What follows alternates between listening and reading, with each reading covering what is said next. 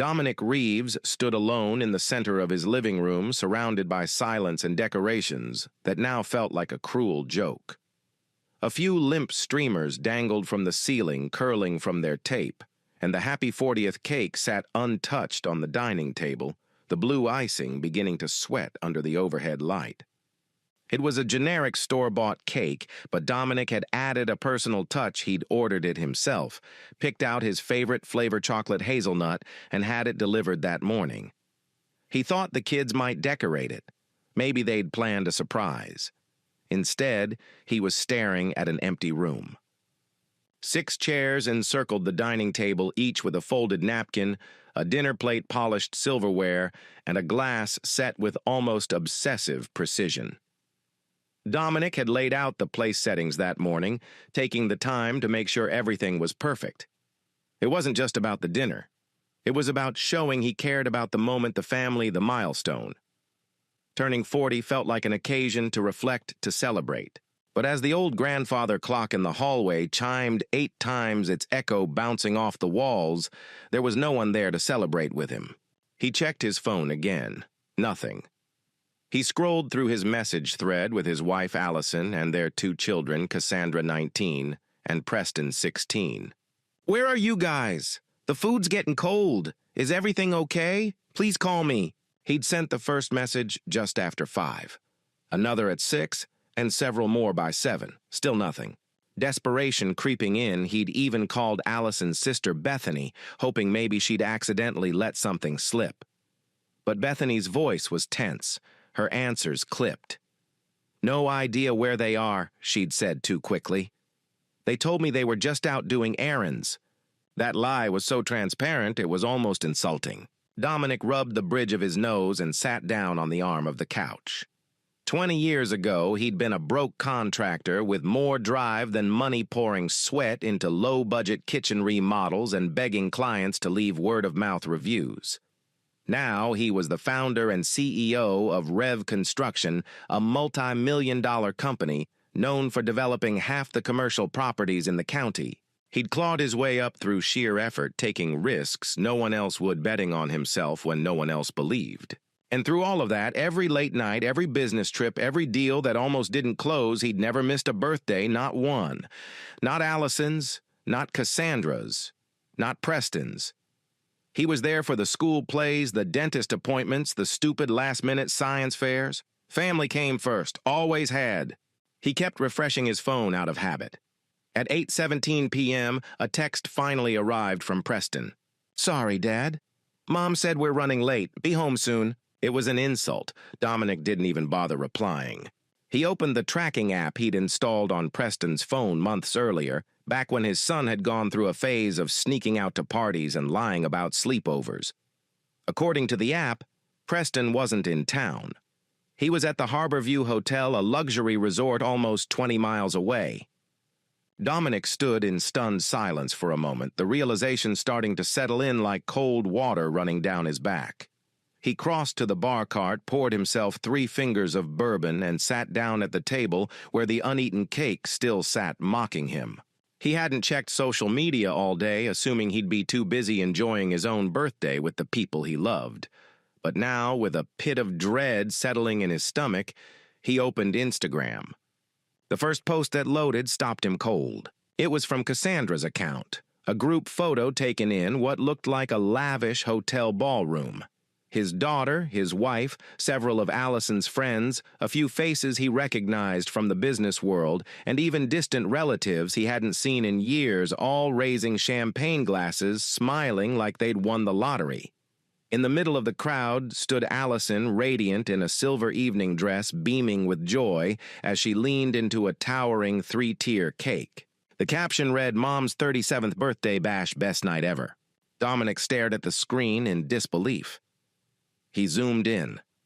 Behind Allison stood Theo Bradford, her tennis instructor, the man she had been seeing multiple times a week for lessons.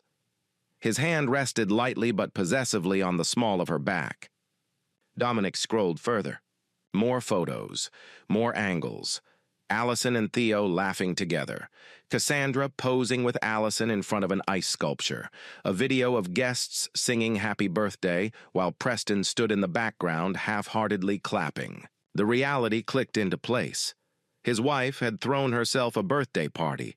Not just any party, a formal, catered, designer-decorated event at one of the most expensive venues in the region. And she hadn't just excluded him.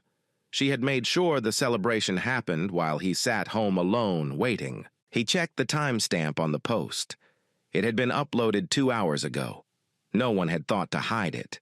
No one had even considered what it would feel like for him to see it. His phone buzzed again. A Venmo notification. Cassandra Reeves requested $1-800. Note Mom's 37th birthday. Your share. Dominic stared at the notification like it was written in another language. Not an apology. Not an explanation, a bill. Something in him cracked, not with fury, but with clarity. The kind of clarity that only comes when a long-fought illusion finally shatters. His marriage was over. His role in the family had been rewritten without his consent. And he was expected to fund it. He downed the bourbon in one swallow, stood up, and walked to his laptop. First, he logged into their bank accounts and transferred half of their shared funds into a private account under only his name. Then he called a locksmith. He sat back down and waited. By midnight, the locks had been changed, the security system updated, and Dominic's plan had moved from hurt to strategy. When they finally returned, their laughter died as they pulled into the driveway and saw his car still parked outside. Dad Preston's voice came through the door. "We can't get in." "Your dad's probably asleep," Allison said. "I'm using my key. It's not working." From his laptop, Dominic sent Cassandra a Venmo payment of $1. Message, "Congratulations." Then he shut off his phone and closed the laptop. He stared out the window past the now cold decorations and began outlining what would come next. They wanted to betray him, fine. He would show them what betrayal really cost. The next morning, Dominic walked into the sleek office of Valerie Ortiz, known across the state as one of the most aggressive divorce attorneys in the business. Her clients called her the executioner, behind her back, and sometimes to her face.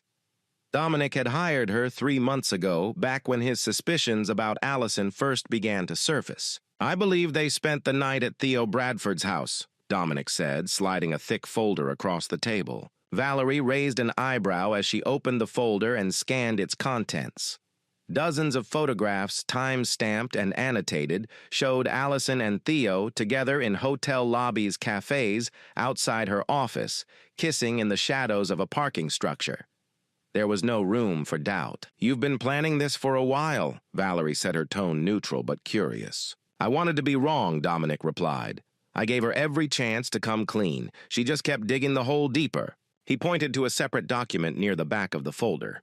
"She's been skimming money out of our joint accounts for months. Started small, couple hundred here, $1,000 there. But over time, it added up.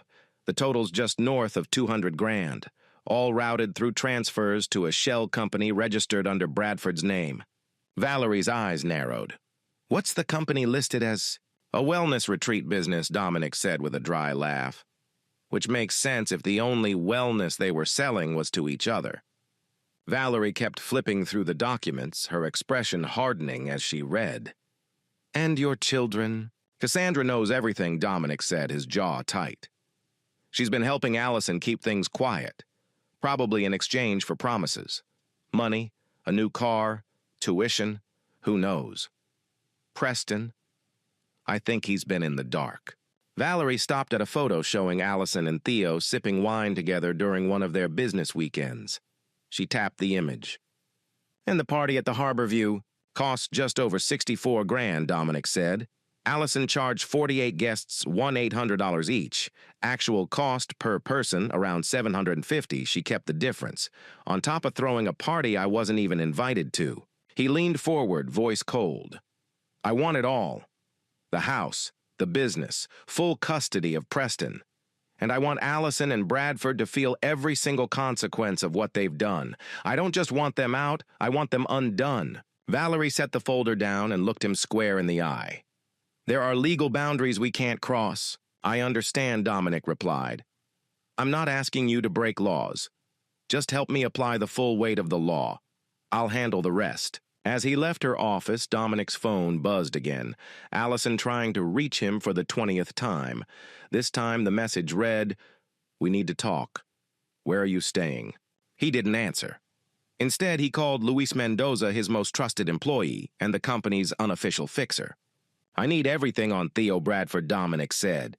"Tax records, business holdings, liabilities, side projects, everything, legal or not." "You got it," Luis said.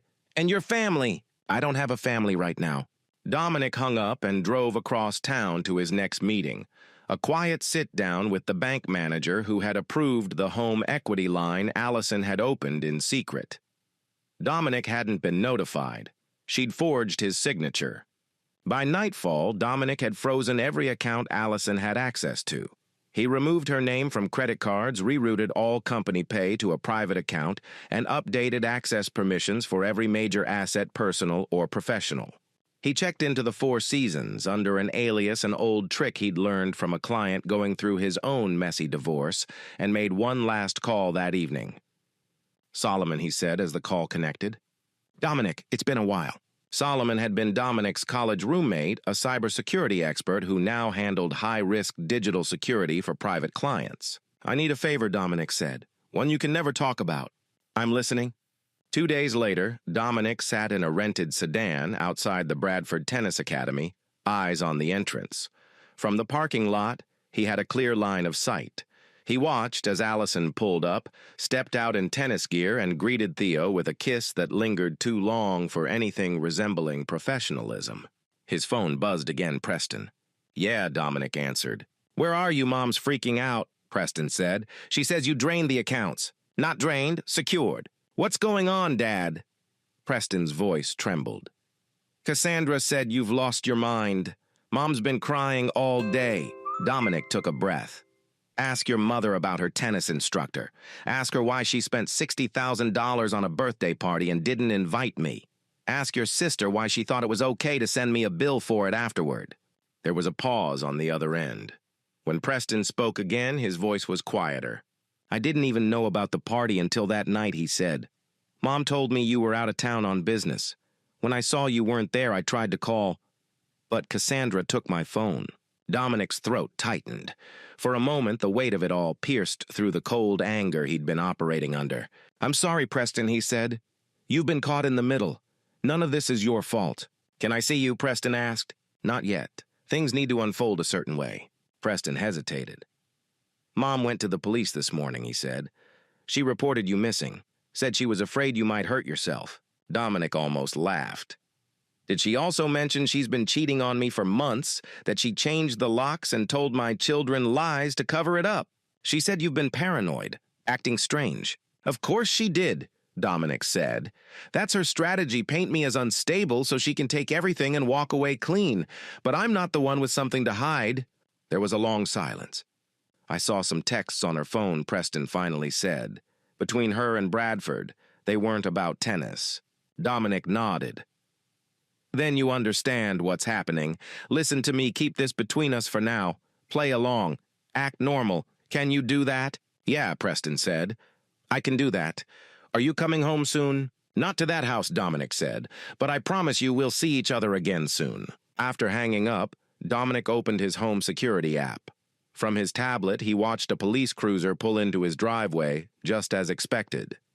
Through the exterior cameras, he observed 2 officers approach the front door, knock, then check the windows. They radioed in, likely reporting that the house was secure and empty. Solomon's digital rerouting ensured Dominic retained full access to the security system while blocking Allison and anyone else. The officers eventually left. Dominic's phone buzzed again, a secure message from Solomon. "System in place. All communications intercepted. Devices tracked. Bank alerts active. You'll know their every move." Dominic replied simply, "Time for phase 2. He started the car and headed to his next destination, the office of Marlene Kovacs, the private investigator who had confirmed his worst suspicions. "I need more," he said as soon as he sat down. "I want every piece of dirt on Theo Bradford, his finances, past relationships, everything." Marlene handed over a new file. "He's not as rich or clean as he looks," she said. "The tennis academy's bleeding money. He's leveraged to the max. That's why he needs Allison. Or rather, your money.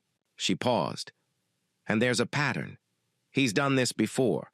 2 previous women married wealthy vulnerable. They divorced their husbands, liquidated assets to invest with him. A year later, both broke, both dumped. Dominic flipped through the file.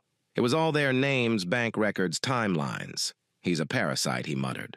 Careful, calculated, and until now never caught, Marlene said. Everyone makes mistakes, Dominic replied, eyes fixed on the photos.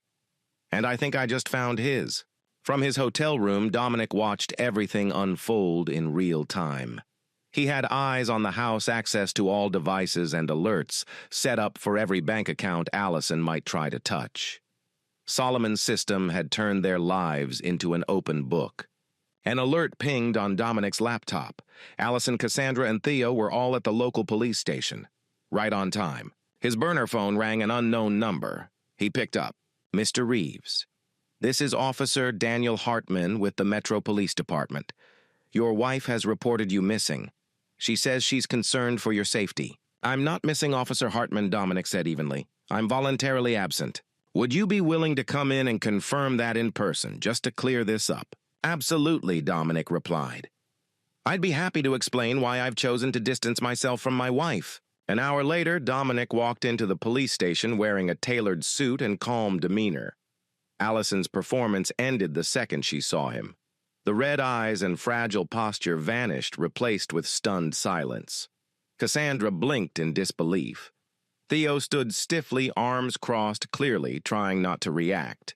Mr. Reeves appears to be in good health, Officer Hartman said, glancing between the couple. I never said he wasn't. Allison recovered quickly. I said he disappeared and emptied our accounts. Actually, Dominic said I'd like to file a report of my own. Financial fraud, identity theft, and while adultery isn't a crime anymore, it helps establish motive. Allison's face drained of color. Let's speak in private, Hartman, said, motioning Dominic toward an interview room. Another officer stayed behind with Allison, Cassandra, and Theo. Dominic set a thick folder on the table. My wife has been transferring funds into a shell company created by her lover, Theo Bradford. She forged my signature to open a line of credit. She used my business contacts to solicit donations for a private party and kept the profit. Hartman flipped through the pages. These are serious allegations. They're facts, Dominic corrected. My attorney has already started civil action, but I believe some of this qualifies as criminal fraud. You haven't made any threats or used coercion. I changed the locks on my home after uncovering infidelity and financial deception. I moved my assets for protection. I cut off communication while I gathered proof. None of that is illegal. Hartman nodded. Why not just file for divorce and be done with it? Because this isn't just a broken marriage, Dominic said. They're trying to strip me of my assets, sabotage my reputation, and manipulate my children. They've even begun crafting a narrative that I'm unstable, likely as a setup for legal leverage. After nearly an hour, Officer Hartman walked Dominic back into the lobby. Dominic, Allison cried, stepping forward like she meant to hug him. We've been so worried. Dominic stepped back. Officer Hartman has the evidence now. I suggest you find a good criminal attorney. Theo raised his hands. Look, man, I don't know what you think is happening. I've documented 37 encounters between you and my wife over the last 6 months, Dominic said flatly. I also have $217,000 in transferred funds tied directly to your fake business. And I know all about Patricia Wilson and Eleanor Greer. You're running the same playbook. Theo paled. Cassandra jumped in. Dad, this is insane. Mom and Theo are business partners. You're overreacting. Really, Dominic turned to her. So billing me $1,800 for a party I wasn't invited to was what your bright idea? It was a surprise, Cassandra said weakly. The guest list is in that file. My name isn't on it. Officer Hartman cleared his throat. Mr. Reeves appears to be of sound mind. This is clearly not a missing persons case. The rest looks like a civil matter. Exactly, Dominic said. From now on, all communication goes through attorneys. As he walked toward the exit, Allison called after him. What about Preston? He needs you. Preston can contact me anytime, Dominic said without slowing down. He's the only one who hasn't lied to me. Outside, Dominic found Preston waiting in Allison's car, staring at the station doors. The moment he saw his father, he got out and rushed over. Dominic embraced him tightly. I'm okay. This is a mess, but I'm okay. Mom said you were having a breakdown. She's trying to protect herself. There are things you don't know yet. Then tell me, please. Everyone's lying to me. Dominic looked over his shoulder as Allison, Theo, and Cassandra stepped outside. Not here. I'll text you later. We'll meet somewhere private. He didn't need to look back to know Allison was watching. He could feel it. The police hadn't bought her performance. She would pivot to something more desperate now, and he was counting on it. The next morning, Dominic met Preston at a diner 20 miles out of town. Preston looked tired, eyes rimmed with red. They were fighting all night, he said, clutching his coffee. But Cassandra said they need to neutralize you before the divorce. That's her word, not mine. I've been recording everything. Dominic blinked, surprised. That's smart, but be careful. Don't take risks. Is it true about Mom and Bradford about the money? Yes, all of it.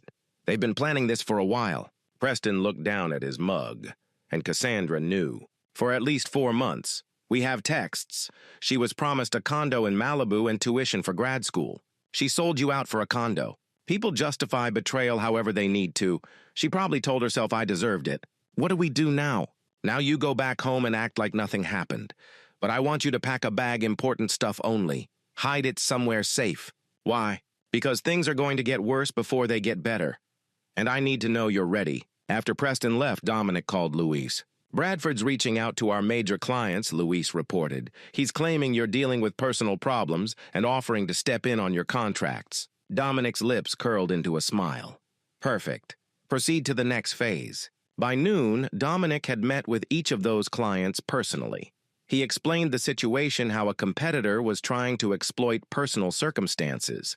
He showed them proof of Bradford's past behavior, his debts, his pattern. Each client not only reaffirmed their loyalty to Reeves Construction, they agreed to feed Bradford false information about Dominic's supposed decline. The trap was set. Later that afternoon, Dominic received a ping from Solomon. Anti-accessing financial records, looking for hidden accounts. Dominic smiled. Let him look. Everything Allison might try to find was now buried under layers of misdirection.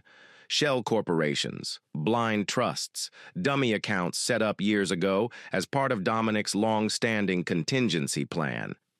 From day one, he'd believed in preparing for the worst. Growing up poor, abandoned by a father who vanished without explanation, he'd learned early that survival required foresight. He never thought he'd need those plans for his own wife. But here they were. Next stop, Harborview Hotel. Dominic met with Howard Lassiter, the events manager, under the guise of a billing inquiry. They shook hands in the private office near the grand ballroom where Allison's party had taken place. Mr. Reeves, I was surprised you couldn't attend your wife's celebration, Howard said politely. She told everyone I had a last-minute emergency, Dominic replied. I'm afraid that wasn't true. Howard frowned slightly. I'm reviewing financial activity for our divorce proceedings. There are some discrepancies. Would you mind sharing the actual cost of the event? Howard hesitated. It was all paid in full. Mrs. Reeves handled everything. Of course. Still, I'd like to verify, for the record. Dominic didn't have to say it out loud. Reeves Construction had brought the hotel over $500,000 in business in the last 3 years. Howard pulled up the invoice. 36,422.72. That included catering, decor, room rental, and entertainment. She charged each guest $1,800, Dominic said calmly. 48 guests. That's $86,400. Quite a markup. Howard looked uncomfortable. I wasn't aware she charged them. She never mentioned that. No reason you would know.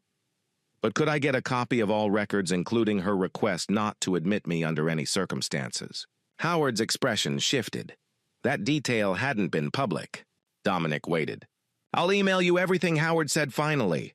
An hour later, Dominic had every receipt, every email, and Allison's written request instructing hotel staff to turn him away if he showed up.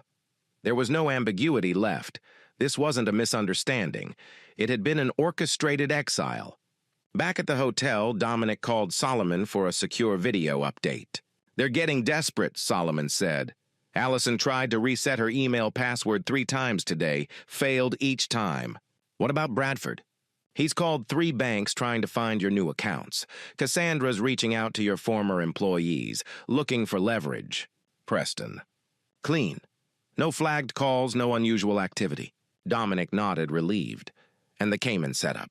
Bradford made an initial inquiry this morning. Our false trail is in place. The dummy account looks real. A full history wire logs credible asset movements. If he takes the bait, we'll have his digital fingerprints on attempted wire fraud, IP address device ID login attempts, everything. That evening, the alert came. Bradford tried to log in to the fake offshore account from Dominic's home office computer, specifically the decoy laptop Dominic had left in his locked safe. The safe Allison still had the combination to. Dominic called Valerie. "We've got him," he said. "Attempted access of a financial account without authorization. Documented digital evidence. Do we press charges now?" "Not yet. Let them dig deeper. We need to break them from the inside." Within a week, the stress started to show. Solomon's digital surveillance picked up increasing arguments between Allison and Bradford, mostly about money. "She's spending faster than expected," Solomon reported. "The credit cards are all frozen. Payroll for the tennis academy is due tomorrow, and he's short by 30 grand. Is he trying the Cayman account again? 3 more attempts in the last 24 hours. His search history is a mess trying to crack international banking encryption. It's laughable." Dominic leaned back. He's unraveling. And Cassandra, she's demanding her condo and tuition payments. Apparently, she already signed a lease and started registering for grad school. She's panicking. Dominic's phone buzzed Preston again. "Mom's meeting with some guy. She says he's a reputation management specialist. What does that mean?" Dominic replied immediately. "It means they're planning to publicly smear me. Can you get a name?" 20 minutes later, Preston sent a photo of a business card. Fletcher Mills Crisis Management. Dominic forwarded the name to Luis. Within an hour, they had a full profile. Fletcher Mills, former tabloid journalist turned PR fixer, specialized in rehabilitating the images of clients caught in scandals. His go-to tactic, shape sympathetic narratives for his clients while leaking damaging information about their enemies. "Have Marlene approach him," Dominic told Luis. "Use the wealth management cover. Plant seeds of doubt about me." That evening, Marlene met Mills at a downtown bar, posing as a concerned advisor to a client who was supposedly being misled by Dominic. It was classic counterintelligence get ahead of the attack by contaminating the source. Meanwhile, Dominic began contacting Allison's friends one by one, not to argue, not to blame, to ask simple questions. He met first with Jennifer Palmer, Allison's maid of honor from their wedding. They met at a small cafe where Dominic showed up with nothing but a calm voice and a single question. "Did you know I wasn't invited?" Jennifer blinked. "Allison said you were out of town on business, that you were heartbroken to miss it." Dominic nodded. "She also said you all paid $1,800 to attend." Jennifer looked awkward. "Yes, but she said it was partly for charity. That wellness retreat she and Theo are launching." Dominic pulled out his phone, showed her the real invoice. The party cost $36,000 total. That's $750 per person. No donations, no charity. Jennifer looked stunned. I had no idea. You weren't the only one she lied to." Over the next several days, Dominic met with 12 of Allison's closest friends. He didn't yell, he didn't beg, he just asked questions, showed receipts, let the facts speak. Slowly but surely, he dismantled the social safety net Allison had relied on for years. By day 10, the cracks were visible. And then came Preston's urgent call. "They're planning something," he said. "Bradford is moving into the house tonight. Mom says they're speeding things up. She has a meeting with a psychiatrist tomorrow." Dominic froze. "What kind of meeting?" "She's going to claim you've been abusive, paranoid, that you're having a breakdown. She's building a case to have you committed." Dominic exhaled slowly. "That's bold. What do we do?" "You stay quiet, record what you can, and be present for the meeting if possible." "I will. Just be careful." After the call, Dominic contacted Valerie. "They're going for psychiatric commitment." "I'm ahead of you," she said. "We're filing an emergency hearing for financial fraud tomorrow morning. Judge Wentworth has a soft spot for these kinds of manipulation tactics, and I've booked you an appointment with Dr. Eleanor Chin, top forensic psychiatrist. She'll evaluate you and document your stability." "Excellent." And the Cayman bait. "Bradford tried to transfer funds today. Not just check balances, he tried to move money. Dominic's jaw clenched. Perfect. Prepare the injunction. We move at dawn. That night, as Dominic finalized his documents and emails, he got a video call from Cassandra. He stared at the screen a moment, then accepted. Her face appeared tear-streaked and trembling. "Dad, she said I need to talk to you." Cassandra's face was pale, her eyes rimmed with red. It took her a few seconds to speak. "Everything's falling apart," she whispered. "Bradford moved in today. He's not who Mom said he was. He's controlling. Mean when no one's looking." Dominic kept his expression still. "And the money, the promises. I asked him about the condo, the tuition. He called me a spoiled brat," she said, voice cracking. "Said I should be grateful. That I brought nothing to the table." Dominic didn't flinch. "And now you're calling me. Why?" "Because I didn't know how bad it was. I didn't think it would get like this." And tonight Preston tried to stand up to him. Bradford grabbed him, shoved him. Dominic's jaw clenched. "Is Preston okay?" "He's locked in his room." Bradford took his phone. Dominic didn't answer right away. His hands curled into fists, but his voice stayed calm. "You should have protected your brother." "I know." Cassandra wiped her face. "I was wrong. I see that now. Dad, I'm scared. Mom's not acting like herself. She lets Bradford run everything." Dominic nodded slowly. "If you want out, if you want to make this right, I need evidence. I need you to record Bradford. Get him admitting what he's doing." "I already started," she said. "After he pushed Preston, I installed a recording app. I got him saying, 'You need to be neutralized before you destroy everything.'" For the first time in days, Dominic felt a flicker of hope. "Send it. Here's the address." He typed a secure email into the chat. Cassandra nodded. "Then pack a bag. Essentials only. Be ready." "What are you going to do?" "Finish this," Dominic said. The next morning, Dominic stood outside the courthouse, flanked by Valerie Ortiz and Dr. Eleanor Chin. They walked in together at 8:30 a.m., calm and prepared. Dr. Chin had evaluated Dominic earlier that morning. Her conclusion was definitive. "You are mentally sound," she said. "Distressed, yes. Betrayed, absolutely. But your actions are rational. Your thinking is coherent. You've responded to provocation, not fantasy." At 9:00 a.m., Sharp Judge Leonard Wentworth entered the courtroom. A serious man in his 60s with no patience for theatrics, he glanced over the emergency filing. "Emergency injunction," he said, eyebrows raised. No notice to opposing counsel. Valerie stepped forward. "Your Honor, Mrs. Reeves and her partner are at this moment meeting with a psychiatrist to build a false mental health narrative against my client. We are requesting emergency relief based on clear documented financial fraud." She handed the judge a thick folder. Dominic followed with additional evidence: bank statements, access logs, forged loan applications, and a recording of Bradford speaking openly about having Dominic committed. Judge Wentworth flipped through the files in silence.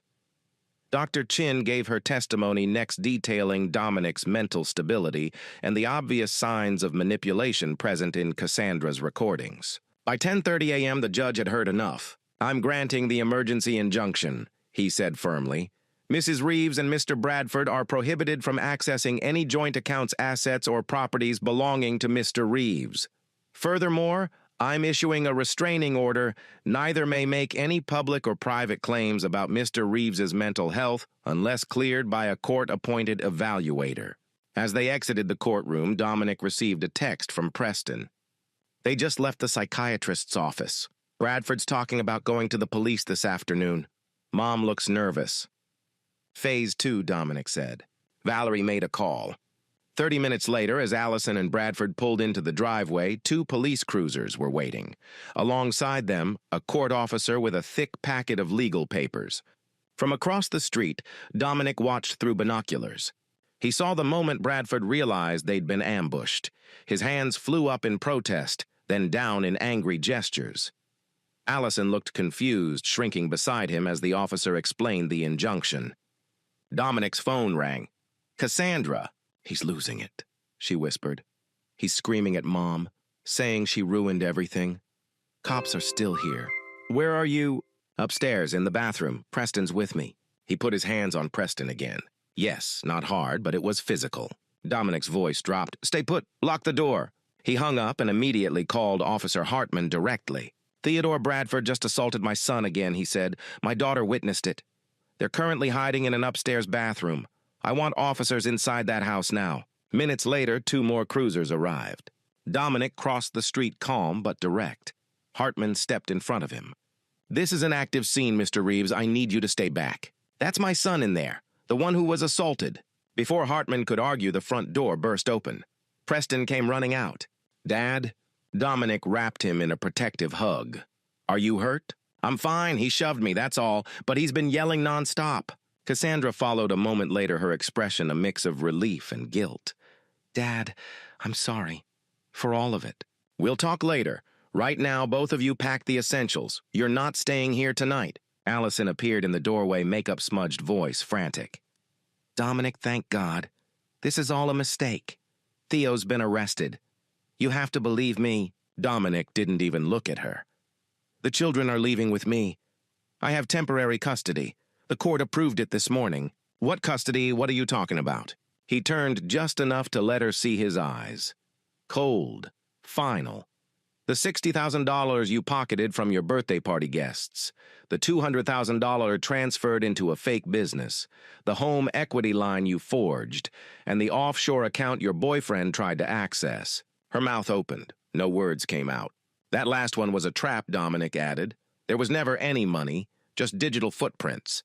And now he's facing felony charges." "I didn't know," she whispered. "He said it was all legal, that it was just prep. Before we told you. Told me by throwing a party behind my back, reporting me missing, planning to have me locked in a psych ward." Her face collapsed. "Theo said we needed leverage," she said. "I didn't know it would go this far." "You knew enough," Dominic said. "Every lie, every cover-up, every step you took to protect yourself while destroying me." Officer Hartman returned.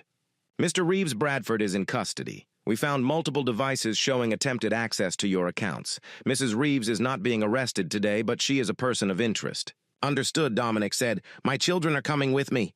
Hartman nodded. "The emergency order covers it."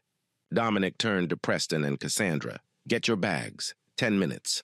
As they disappeared into the house, Dominic turned back to Allison one last time. 19 years, he said. "I gave you everything. Built a business from scratch. Bought you a life of comfort. Took care of every detail." "Please," she whispered. "And in return, you tried to erase me. You turned our daughter against me. You lied to my face, and you used our son as a pawn. I made a mistake. A terrible one. No, you made a choice." Preston and Cassandra reappeared with their bags. Dominic wrapped an arm around each of them and walked toward his waiting car, leaving Allison standing alone on the porch of the house she was about to lose. The first stage of his reckoning was complete.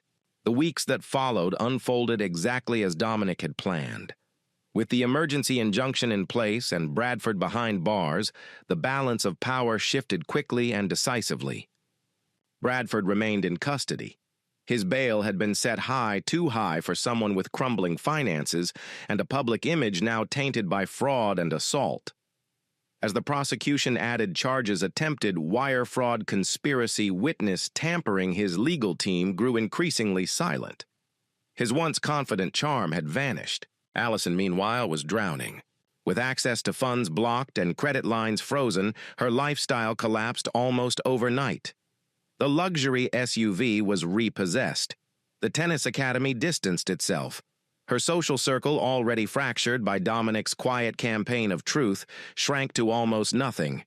She hired a new attorney, cheap, desperate, and underqualified, and attempted a Hail Mary during a settlement meeting with Valerie.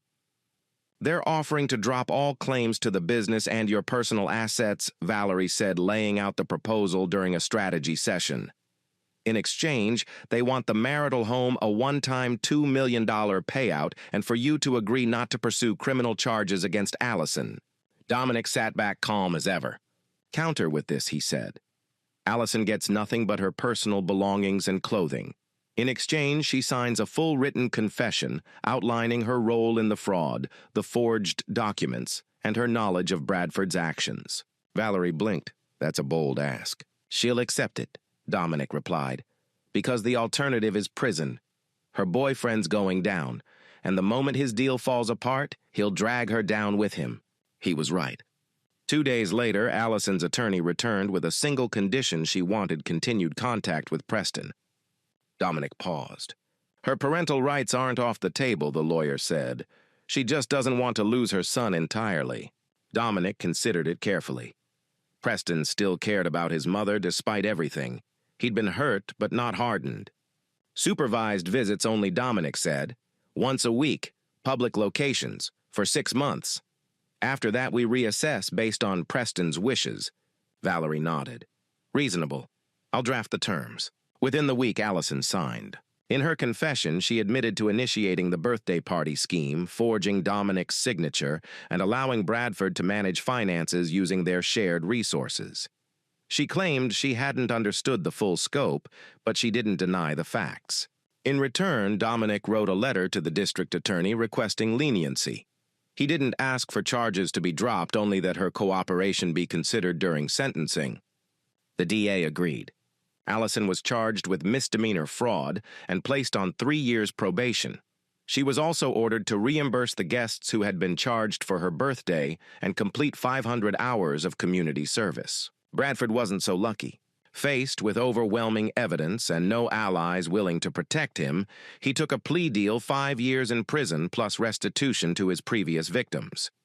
His pattern of preying on wealthy women was too well documented to ignore now. Meanwhile, Dominic quietly handled the last of the external threats. Fletcher Mills, the PR consultant Allison had hired to destroy his reputation, was swiftly neutralized. Marlene leaked a dossier of his shady tactics and behind-the-scenes manipulation to several industry watchdogs. Within weeks, his name was blacklisted across every reputable PR firm in the state. Dominic turned his attention to the people who mattered. He moved Preston and Cassandra into a luxury apartment downtown, making it clear they were not going back to the house Allison had turned into a battleground. Preston adjusted quickly, relieved to be away from the chaos. He dove into schoolwork, basketball, and even started helping with light tasks at Dominic's company. Cassandra's situation was more complicated. "I don't expect forgiveness," she told Dominic one evening as they sat on the apartment balcony overlooking the city skyline. "I betrayed you. For money. For a condo. For stupid things that don't even matter now." Dominic didn't sugarcoat his response. "Yes, you did," he said, "but you also helped end it. You gave me the recordings. You protected your brother when it counted. The question now isn't about guilt. It's about growth." She nodded, swallowing hard. "What happens now?" "I've paid your tuition through a trust," he said. "You'll get a modest allowance while you're in school. The rest, that's up to you. Trust has to be rebuilt." Cassandra looked down. "What about Mom?" "Your mother made choices," Dominic said not unkindly, "and she'll live with the consequences." 2 days later, Allison's attorney confirmed she'd accepted the terms in full. She moved into a modest apartment in a lower-income suburb. No designer wardrobe, no private gym, just a receptionist job at a local dentist office and a probation officer to report to. Dominic didn't look back. Instead, he looked forward. With everything behind him, he launched something new, something that gave the pain meaning: the Phoenix Foundation, a non-profit dedicated to helping victims of financial fraud, rooted in personal betrayal, especially in romantic or family relationships.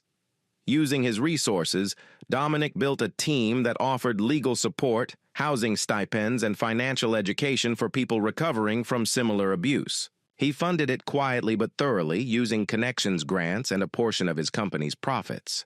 The foundation became his second act, his way of turning damage into impact. Preston joined the youth outreach program, mentoring kids from broken homes. Cassandra began volunteering on weekends, organizing events, and helping women navigate financial independence. It wasn't perfect, but it was progress. And for Dominic, that was enough for now. 6 months after the birthday party, no one attended. Dominic stood alone in the master bedroom of the house he'd once called home. The movers had taken the last of the furniture that morning. The walls were bare now, echoing with memories that no longer held any weight. Tomorrow, the deed would transfer to a young couple starting their life together, oblivious to the betrayal this place had witnessed. Dominic wasn't sentimental. The house was just wood and drywall. What had been broken here wasn't tied to any single room or object. It was deeper than that. And it had been dealt with. His phone buzzed. Solomon, paperwork complete. Transfer executed. She'll receive notice by end of day. Dominic responded with a thumbs up and walked out without looking back. That afternoon, he sat at his attorney's office signing final closing documents. In addition to selling the house, there was one last piece of unfinished business, Allison's divorce settlement. It had been contingent on specific behavior terms, spelled out in the fine print she had either ignored or assumed wouldn't be enforced. She'd violated them the moment she created a GoFundMe campaign, claiming she was the victim of financial abuse. She had also attempted to contact several of Dominic's clients with fabricated allegations. The clause was clear, violate the terms, and the settlement vanished. Isn't that a bit extreme, Valerie asked, watching as Dominic reviewed the termination paperwork. She had a clean way out, Dominic replied. She chose to light it on fire. That's not my problem. Allison received notice that evening all future support payments were canceled. She had 30 days to vacate the apartment. What little she had left was slipping through her fingers. Later that week, Dominic hosted a quiet dinner in his new home. Preston, Cassandra, and a handful of close friends filled the space with warmth and laughter. No speeches, no fanfare, just good food and people who had stood by him when it mattered. Halfway through the evening, Dominic's phone rang. Unknown number. He stepped away to answer. Mr. Reeves, a tentative female voice, asked, "This is Patricia Wilson. We've never met." "But you exposed Theo Bradford. I was one of the women he took advantage of." Dominic leaned against the counter. "I've read your case file. I'm sorry for what he did to you." "I'm calling to say thank you," she said, her voice trembling. "The court-ordered restitution, it saved me. I was weeks away from losing my home." In the days that followed, he received more calls. Former victims. People Bradford had bled dry. They'd seen the headlines. They'd learned about the Phoenix Foundation. Some called in tears. Others just to say thank you. Dominic didn't try to play the hero. He listened, offered referrals, sent out grant applications, gave them what his own family had failed to give him as a kid: stability in the storm. The foundation expanded quickly. Demand was overwhelming. Victims of financial manipulation weren't rare, they were just unheard. Dominic gave them a voice. Cassandra transferred to a local university to stay close. On weekends, she ran financial literacy workshops for women rebuilding their lives. Preston, energized by purpose, helped develop the youth program. They still had hard days. Rebuilding trust wasn't instant, but it was happening. 1 hour at a time, one real conversation at a time. Then one rainy Tuesday, exactly 1 year to the day after Dominic's 40th birthday party, Allison showed up, unannounced. She arrived at his office wearing no makeup and plain clothes, holding a small umbrella. Thinner, tired. "Just 5 minutes," she said to the receptionist, "please." Against his better judgment, Dominic agreed. She stepped into his office and looked around slowly, taking in the view, the awards, the new energy in the space. "You've done well," she said softly. "The business, the foundation. People speak highly of you." Dominic didn't move. "What do you want?" "Forgiveness," she said. "Or at least, understanding. I've lost everything. My home, my career. My kids barely speak to me. I answer phones for a dentist. I take the bus." "You made choices," Dominic replied. "These are the consequences." "I know that," she said. "But we were married for 19 years. We raised 2 kids. Doesn't that count for something?" It counted for everything he said. That's why the betrayal was unforgivable. She nodded, eyes glassy. "People make terrible mistakes, Dominic, but they can change." "Some things break too deep," he said. "Some things don't come back." She looked away, swallowed hard. "So this is how we end as strangers." "We end as what you made us," Dominic said. "A warning, not a memory." Allison left without another word. That night, Dominic stood at his kitchen counter while Preston and Cassandra chopped vegetables and joked with each other. The house was filled with real laughter, unforced, unguarded. Dominic watched it unfold like someone watching spring after a long winter. Some fires burn everything down, others clear the way for new life. His marriage was gone. His illusions were shattered, but what stood in their place was something better earned, stronger. Preston raised a glass. To new beginnings. Dominic clinked his glass to his sons. New beginnings, he echoed. Some endings don't lead to ruin. Some are just overdue beginnings in disguise. Here's the next story. Riley Blackwood stared down at the blood pooling beneath the Russian oil magnate's body. His expression didn't change. After 15 years in the field, this was supposed to be his final assignment. One last job. One last name on the list. Then silence. The man's lifeless eyes stared at the ceiling of the penthouse suite, a half-empty glass of vodka still on the table beside him. Riley cleaned his custom ceramic blade with surgical precision, then slipped it back into its hidden sheath. He walked to the floor-to-ceiling windows and looked out across the Moscow skyline. $3 million had already hit his offshore account. No signature, no confirmation, just a silent deposit after the encrypted message housekeeping required in the penthouse. He held his encrypted satellite phone to his mouth and spoke quietly. Housekeeping complete. The response would come in the form of a cleanup crew, 5 minutes no trace. They'd erase everything. No fingerprints, no DNA, no digital record that Riley Blackwood ever stood in this room. He peeled off his gloves and headed for the private elevator. His movements were calm, deliberate. This was what 15 years in covert ops did to a man. Routine efficiency, no hesitation, no second thoughts. Then his personal phone buzzed. Riley almost ignored it. Personal calls during operations were forbidden. Trevor knew that. His son never called during a job. He knew better. But the name flashing across the screen made Riley stop cold. Trevor. He answered instantly. Trevor. Dad. The boy's voice came through ragged and shaking barely above a whisper. Mom's boyfriend and some guys. They're here. They tied me up. Riley's body went rigid. Where are you? Are you at the house? Yes. They're saying crazy things. That they're going to make me film when they... A gasp. When they execute you on the front lawn. Then came the phrase that flipped Riley's switch. They said I had to polish their shoes. Every trace of warmth left Riley's face. That phrase years ago, he and Trevor had developed a set of emergency code words. Polish their shoes meant the situation was critical. Communications compromised. Immediate threat. I'm coming, Riley said, already walking. Stay calm. Do not do anything unless I tell you. You understand. Trevor's breath hitched, then silence. The call cut. Riley's mind shifted into full tactical mode. He ditched his phone in a sewer grate behind the building. Burned. Gone.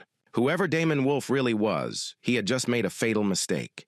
Riley didn't run. He walked with purpose through a service corridor and out into the snowy Moscow night. He reached the rented Audi and floored it out of the underground lot tires, screeching. His fingers moved without hesitation across his second phone. His first call was to Lewis, his handler.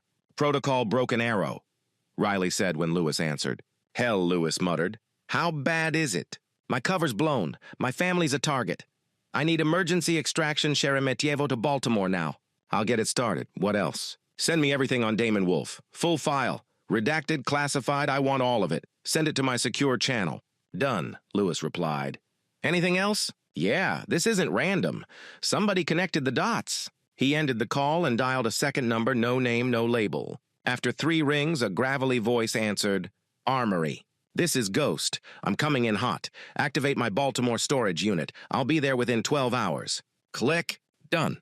The flight home was the longest 9 hours of Riley's life. He sat alone in the back of the government transport jet, the curtains drawn, the engines humming. A secure tablet sat on the tray in front of him, displaying the classified file Lewis had just sent. As he read, his hands slowly curled into fists. Damon Wolf wasn't just a former soldier with a private firm. He was ex-Special Activities Division, CIA's elite paramilitary unit. Black Ops, deep cover. 6 years ago, Wolf had vanished during an operation in Yemen. Official reports said he was presumed dead after an ambush. But that wasn't what happened.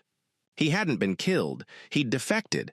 The file suggested he sold classified intelligence information from the CIA's most sensitive projects to terrorist groups' rival states, anyone willing to pay.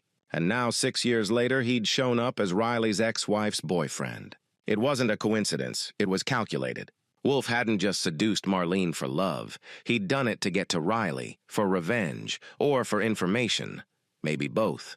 Riley's house was supposed to be a place of safety, suburban, quiet, controlled. Now it was a war zone. He pulled up satellite imagery of his property on the tablet. The elegant colonial home sat at the edge of a wooded lot backing up to a state park. Perfect lines of entry. Too perfect. There were at least 4 bodies inside based on thermal imaging. Maybe more. Riley's secure phone buzzed again. Text message. No sender ID, but he knew the source. Storage unit ready. Additional package included. Good hunting. By the time Riley pulled up to the Baltimore storage facility, night had fallen. Unit 413 opened with a retinal scan. Inside weapons, tactical gear, burner phones, alternate IDs, cash, body armor, encrypted laptops. Everything he needed to disappear or go to war. A separate envelope rested on top of the gear. Inside were updated floor plans for his own house. Wolf had modified it. Security systems, panic room, surveillance, traps. They were preparing for a siege. He stared at the floor plans until he knew every inch by heart. Then he looked up. 12 hours since Trevor's call. The clock was ticking. He began suiting up. Every strap, every buckle, every round loaded with steady hands. His mind was clear, his breathing steady. This was no longer about mission parameters or political targets. This was about his son. No one who threatened Trevor Blackwood would live to tell about it. 2 years before everything fell apart, Riley had been deployed in Caracas working a high-risk intercept on a biochemical smuggling operation. The day after he had stopped a weaponized virus from reaching the black market, he received a call in his hotel room. It was Marlene. "I can't do this anymore, Riley," she'd said. Her voice was quiet, resigned. "I don't care what excuse you have this time. Trevor's game was yesterday. He won. Championship. And you missed it." He began, but she cut him off. "Don't tell me it was the consulate, or customs, or a delay. Just don't." Her tone was flat, exhausted. He stared at the dark window, the whiskey in his hand, forgotten. "You've missed more birthdays and holidays than you've been present for," she said. "And when you're home, you're not really there. You're always somewhere else. I know your work is classified, but whatever it is, it always comes first." Riley had no good answer. The truth that he'd stopped a catastrophe was something he could never tell her. That night, he'd made a decision, one last mission, and then he'd retire. Not just to save his marriage, but for Trevor. For whatever remained of the life he thought he could return to. Now driving back through Baltimore, soaked in darkness and regret, he realized that decision might have cost him everything. Had his intent to retire tipped someone off? Had he let his guard down and exposed his family in the process? He forced the thoughts down. The focus had to be now. Precision, survival, elimination of threat. Back in the van, he opened his secure laptop and pulled up the data Lewis had sent about Wolf. One detail hit like a steel-toed boot. Before Wolf vanished in Yemen, he'd been assigned to investigate the death of a Ukrainian energy minister, a hit Riley himself had carried out under direct orders from the Secretary of State. Wolf's disappearance happened 1 week later. The files hinted at something deeper, the possibility that Wolf had uncovered Riley's identity, that he had figured out who had executed the hit and decided to go off book. What began as a mission may have turned personal. Riley's secure phone buzzed again, this time with a video file. He opened it. Security camera footage of his own living room played. Trevor sat in a chair, tied and gagged. His face was bruised, but his eyes, sharp defiant, locked on the camera with clarity. No panic, just fury. Marlene paced behind him. She looked tense, nervous. Wolf lounged on the sofa nearby, cleaning a pistol with surgical ease. 4 other armed men moved through the frame periodically. Underneath the video was a message from Lewis. "We're monitoring their comms. They're expecting you to act at dawn. No details, but we picked up multiple references to a demonstration. Satellite confirms 6 warm bodies inside." Riley studied the video again. Marlene's eyes wouldn't meet Trevor's. Her posture was stiff. Every few seconds, she glanced at Wolf. It wasn't just fear. There was something else. Familiarity. Riley's mind reeled back through the last 6 months. Weekend getaways she never explained. Her new email account. A marked shift in her confidence. At the time, he'd attributed it to post-divorce exploration, independence. But now it smelled like betrayal. He tapped into his home security logs. 6 months ago, while he was working a job in Singapore, someone logged into his personal terminal using Marlene's credentials. They accessed personal files, calendars, work trips, contacts. Nothing that would scream espionage, but for a man like Wolf, even minor routines could be used to plan an operation. And then there was the final inescapable fact: when Riley pulled property records 3 months ago, he noticed something odd. Marlene had added a name to the deed. Damon Wolf, you absolute fool, Riley muttered under his breath. Whether she was naive or complicit, she'd allowed a dangerous man into their home and given him access to Trevor. Riley's face went still. A colder version of himself resurfaced, the version that operated in the desert without backup, who assassinated cartel leaders from rooftops who vanished after eliminating threats to national security. He opened the building schematics again. Memorized every weak point, every blind spot, every tactical advantage he'd baked into the home's construction. There were features Marlene didn't know about. Panic room access points, power grid overrides, hidden weapons caches. At 12:47 a.m., Riley loaded the last piece of gear into his van. He wore civilian clothes layered over his tactical armor, a plain black cap pulled low. No license plates, no identifiers. The house backed up to a forested park, a feature he'd specifically chosen years ago, imagining picnics and hikes with Trevor.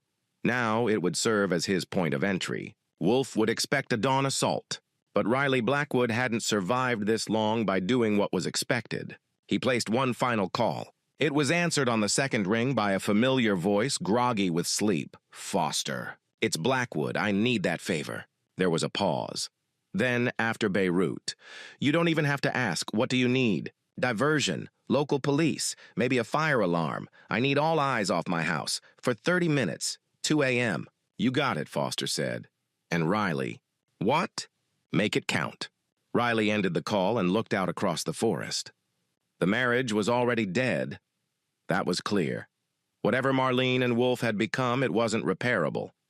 But Trevor was still innocent in this. And no one threatened Riley Blackwood's son.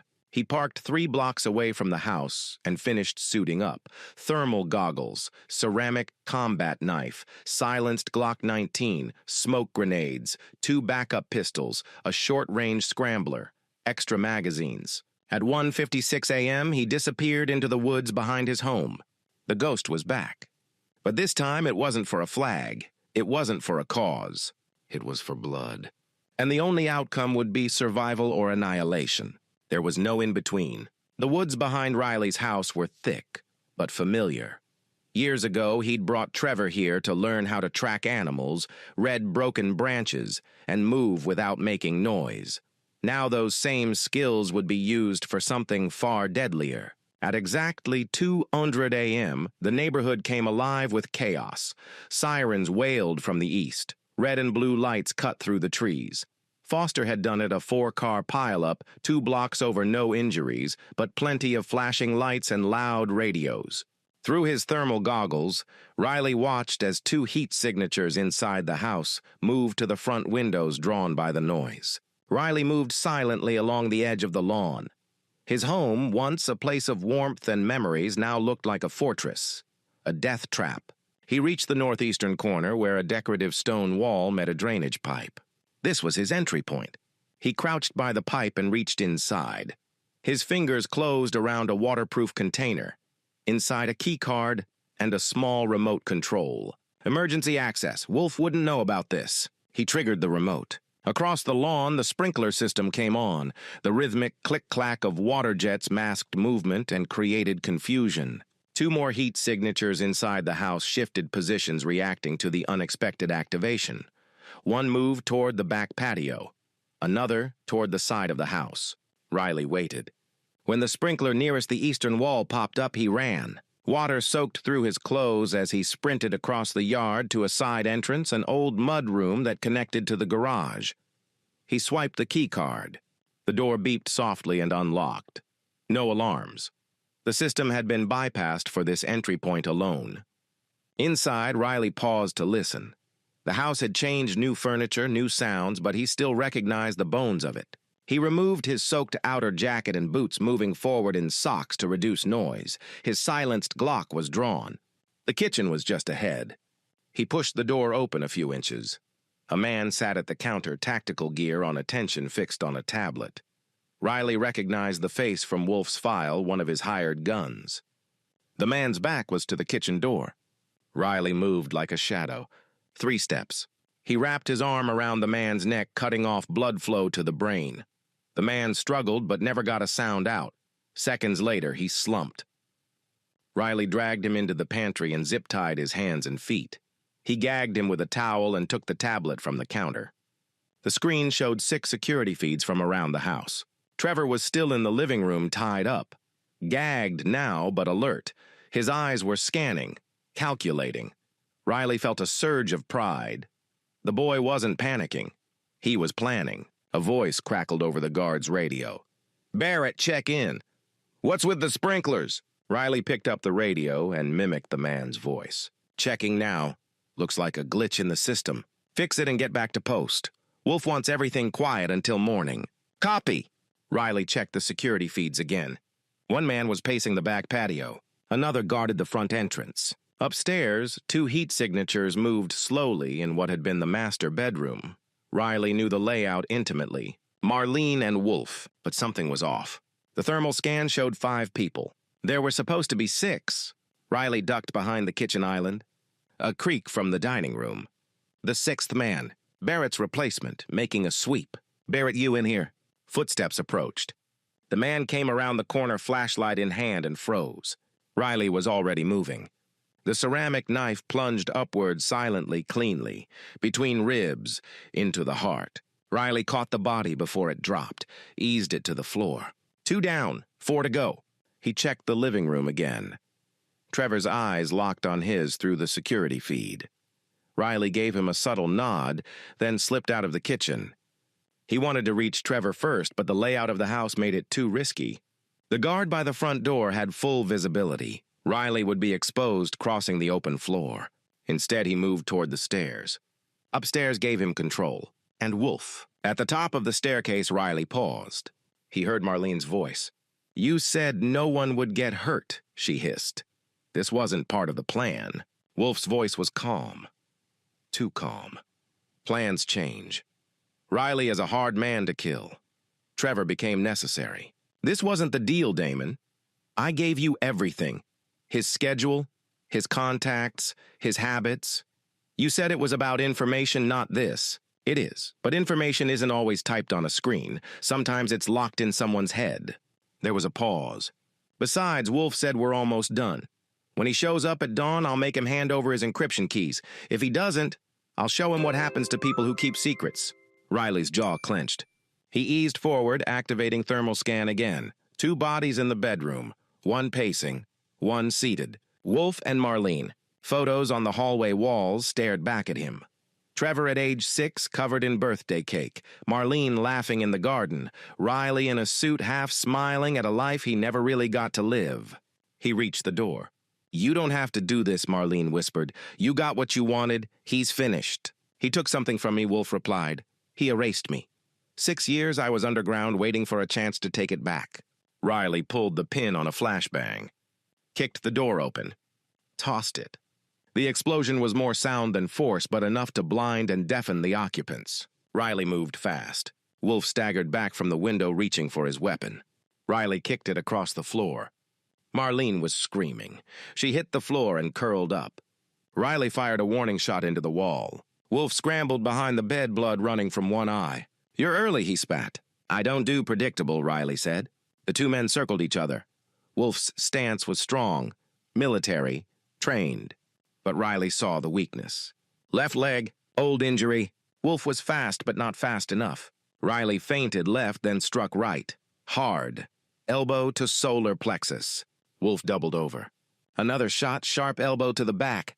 Wolf dropped to one knee. "I should have killed you in Yemen," Riley growled. Wolf smiled. Too late now. Then he lunged. They crashed through the bathroom door, breaking the frame. Both hit the tiled floor hard. Riley rolled first, drove his knee into Wolf's bad leg. Wolf howled but didn't stop. He threw a punch. It grazed Riley's cheek, a glancing hit, but the fire behind it was real. These weren't hired thugs. Wolf was the real deal. They struggled for control, sweat and blood mixing on tile. But Riley had the edge. He slipped his arm around Wolf's neck. Tight. Surgical. Seconds passed. Then Wolf went limp. Riley zip-tied him, searched him, found 2 knives, a backup pistol, a satellite phone, and a small drive. He stuffed the items in his pack. Then he stood. There was more to do. Trevor was still downstairs, and there were still 2 enemies unaccounted for. The job wasn't over. Not yet. Riley ascended the stairs with practiced silence, each step placed with precision. The conversation between Wolf and Marlene continued, providing audible markers of their location in the master bedroom. As he reached the top of the staircase, Riley activated the thermal imaging function on his goggles again. 2 distinct heat signatures confirmed his target's positions, one seated at the window overlooking the front lawn, the other pacing near the bed. The hallway stretched before him, lined with family photographs. Frozen moments of a life that now seemed more like an elaborate cover story than reality. Riley passed Trevor's room, the door slightly ajar. Basketball trophies still stood proudly on the shelves. The boy's childhood hadn't been fake, but everything around it now reeked of betrayal. He positioned himself beside the master bedroom door and listened. "Your husband's good." "I'll give him that," Wolf was saying. 15 years in the field without a single failed mission. Do you have any idea how many people he's killed, Marlene?" "I don't want to know," she said, voice strained. "That was always your arrangement, wasn't it?" 73. Wolf continued. "I've tracked everyone. Politicians, terrorists, businessmen. Whoever the government needed to vanish. Your husband is the most efficient killer the program ever produced." Marlene's voice softened into disbelief. "Then why are you so sure you can beat him?" Wolf chuckled. "Because unlike his other targets, I know who he is. I've studied him for years, and most importantly, the chilling metallic sound of a weapon being checked echoed faintly. I have something he cares about. 2 things, actually. You said you wouldn't hurt Trevor?" Marlene's tone sharpened. "And I won't. As long as Riley plays by the rules. When he walks through the door at dawn, he'll find his son at gunpoint. He'll hand over his encryption keys, access to his offshore accounts. Then I'll give him a choice quick death or watch his son die first." Marlene's sharp gasp told Riley everything. She hadn't understood what she'd been part of. Her guilt might have been real, but it didn't excuse what she'd enabled. Riley checked his watch, 2:17 a.m. The clock was running out. The emergency response Foster had set up would wind down soon. Riley needed to strike now. He unclipped a small canister from his belt, a prototype flashbang with minimal concussive impact, but a disorienting effect strong enough to neutralize anyone in close quarters. Civilian safe. Operative effective. Pulling the pin, Riley kicked the bedroom door open and tossed the grenade in. The flash detonated with a burst of light and ear-splitting noise. Riley burst in behind it, Glock raised. Wolf had been blown backward, momentarily stunned, but already reaching for his weapon. Marlene had collapsed to the floor, arms shielding her face. Riley didn't hesitate. He kicked Wolf's hand mid-reach, sending the pistol skittering across the floor. Wolf rolled away with a grunt, recovering fast, landing in a combat stance. He was trained. Dangerous. But Riley had anticipated that.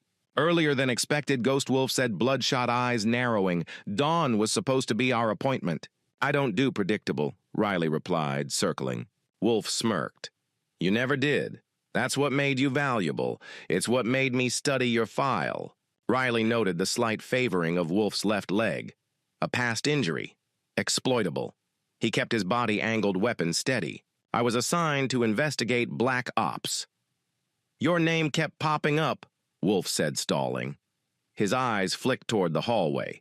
He was buying time. "So you used my wife and son for revenge?" "I used what was available. Your wife approached me at a charity gala.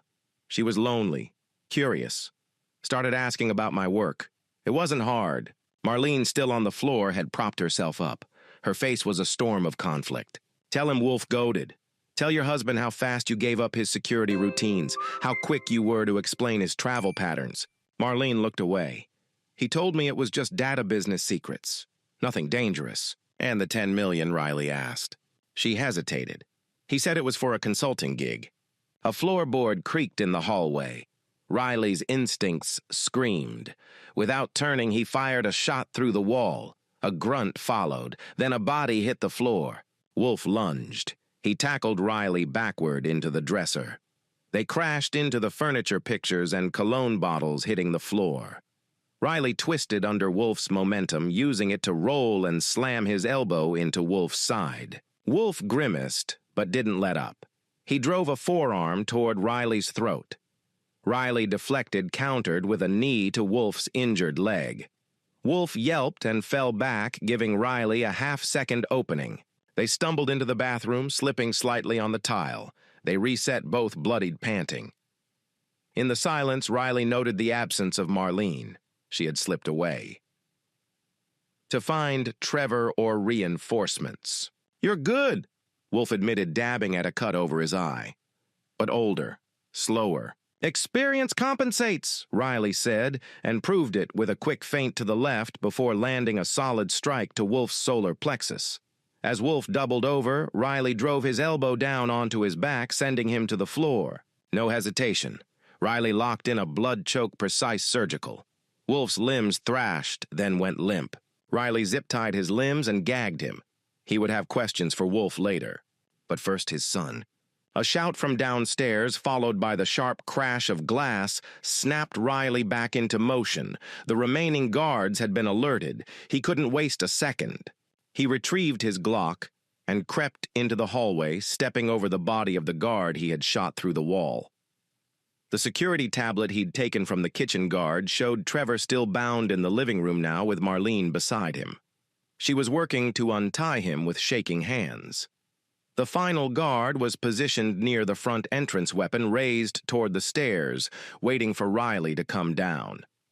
No surprise there. The most obvious route was the stairs, and Wolf had probably ordered it covered first. Riley pulled a small mirror from his vest, angling it to check around the corner. Confirmed guard posted up, watching the stairwell, finger already tight on the trigger. No way through. Unless... Riley shifted direction, heading to the hallway linen closet. Inside, tucked behind stacks of towels and old blankets, was a small door, the laundry chute. Marlene had fought him on keeping it during the renovation years ago, saying it was unnecessary. But Riley had insisted. Reinforced steel lining, smooth slide, a direct drop into the basement laundry room. Exactly the kind of escape route a ghost needed. Riley climbed in feet first and let gravity do the rest. He controlled his descent with braced limbs, landing softly on a cushioned mat he'd placed years ago for just this use. He moved fast now. The basement was quiet, dimly lit. From the far side, the staircase led up to the first floor. But before heading that way, Riley went to the electrical panel. He flipped the breakers for the main floor, everything but the security system. Instantly, the lights upstairs cut out. Shouts followed. "What the hell?" Someone yelled from above. "Get the lights back on!" Perfect. Riley took the basement steps 2 at a time, stopping just short of the top. Through the shadows, he could see the faint beam of a flashlight darting around the living room. More chaos than clarity. He saw Marlene now kneeling by Trevor, the ropes off. The boy still gagged, eyes alert. Marlene was trying to calm him, speaking in hushed tones. Maybe guilt had caught up with her. The final guard swept the beam across the room. "Mrs. Blackwood," he called out. "Go back upstairs. We need to secure you." "My son stays with me," Marlene said. Her voice shook, but she didn't move. Riley waited, watched, studied the guard's movements. Then the beam turned away for just long enough. Riley moved. He rose from the stairwell in complete silence and slipped behind the sofa. Trevor saw him first. Their eyes met. The boy didn't react, just blinked slowly. A signal. "I see you." Marlene followed Trevor's gaze and gasped. The guard turned. Too late. 2 suppressed shots. both center mass. The man dropped where he stood, for a heartbeat silence. Then Trevor ripped off the gag and launched himself at his dad. "Dad!" The boy's voice cracked, choked by emotion. "Are you okay?" "I should be asking you that," Riley said, pulling his son into a tight embrace. "Are you hurt?" "Just bruises," Trevor said, his voice steadying. "They roughed me up at first, but mostly just kept me tied."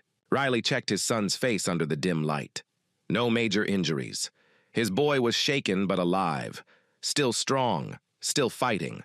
He looked at Marlene. She stood by the wall, trembling, not from fear but something else. Guilt, shame.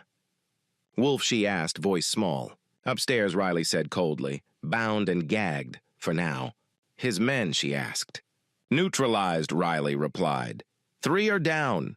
1 zip-tied in the kitchen pantry, 1 unconscious in the woods. The rest are dead." She flinched. "How many more are coming?" he asked her. 2, she said after a pause. "They're parked nearby. Backup. Damon checks in every 3 hours, if they don't hear from him." "When's the next check-in?" Riley cut in. 4 a.m. He checked his watch. 2:38 a.m., less than 90 minutes. He turned to Trevor. "You're going to the panic room." "I want to help," the boy said immediately. "You already have," Riley said. "You stayed calm. You used the codes. You stayed alive. But what comes next?" "You shouldn't see that." Trevor hesitated, then nodded. "What about Mom?" he asked, looking back at her. Riley stared at her for a long second. "She's going with you." Marlene didn't protest. As Riley led them down to the basement toward the hidden panic room behind the wine cellar, he paused and turned to Trevor. "One thing before I go." The boy met his gaze.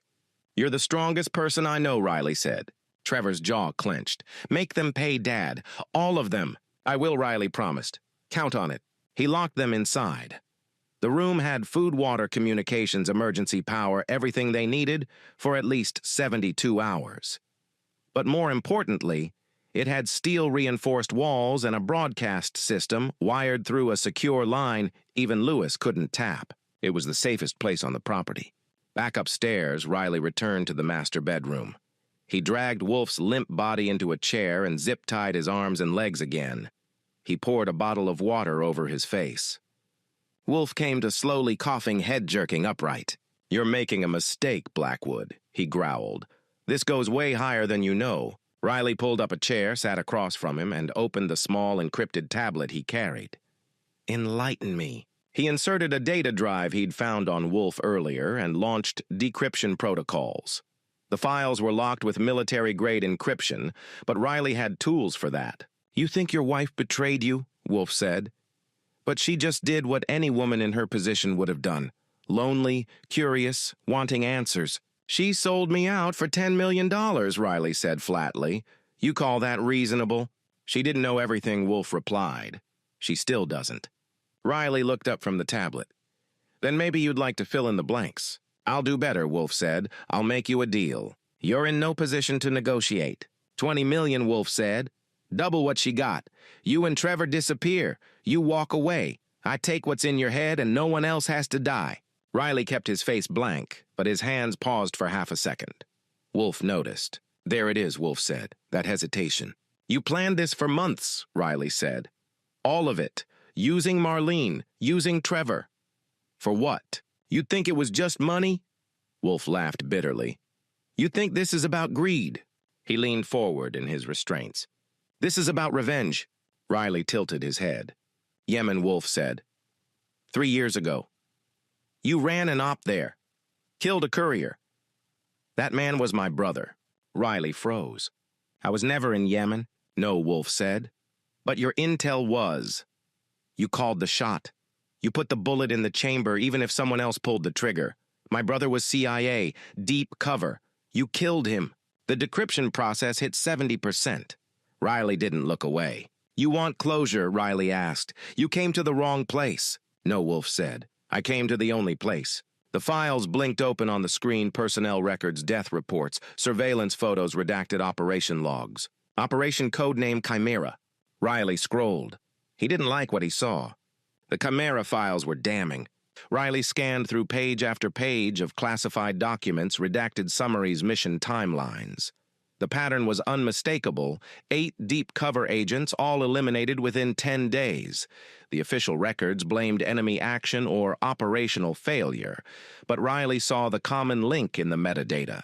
All 8 operations had sourced their intel through Lewis, including the Yemen courier. Wolf wasn't lying, at least not entirely. These weren't just coincidences, Riley muttered. They were purges. Exactly, Wolf said.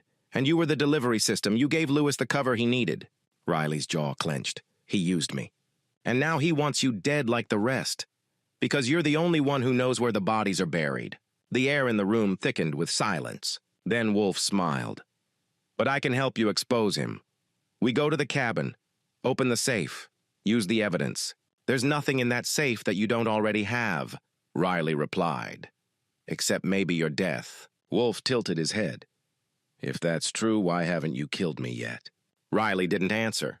Instead, he pulled out his secure phone and sent a single message to a contact outside Lewis's circle of influence. Chimera files decrypted. Confirm Lewis as authorizing agent. The reply came less than a minute later.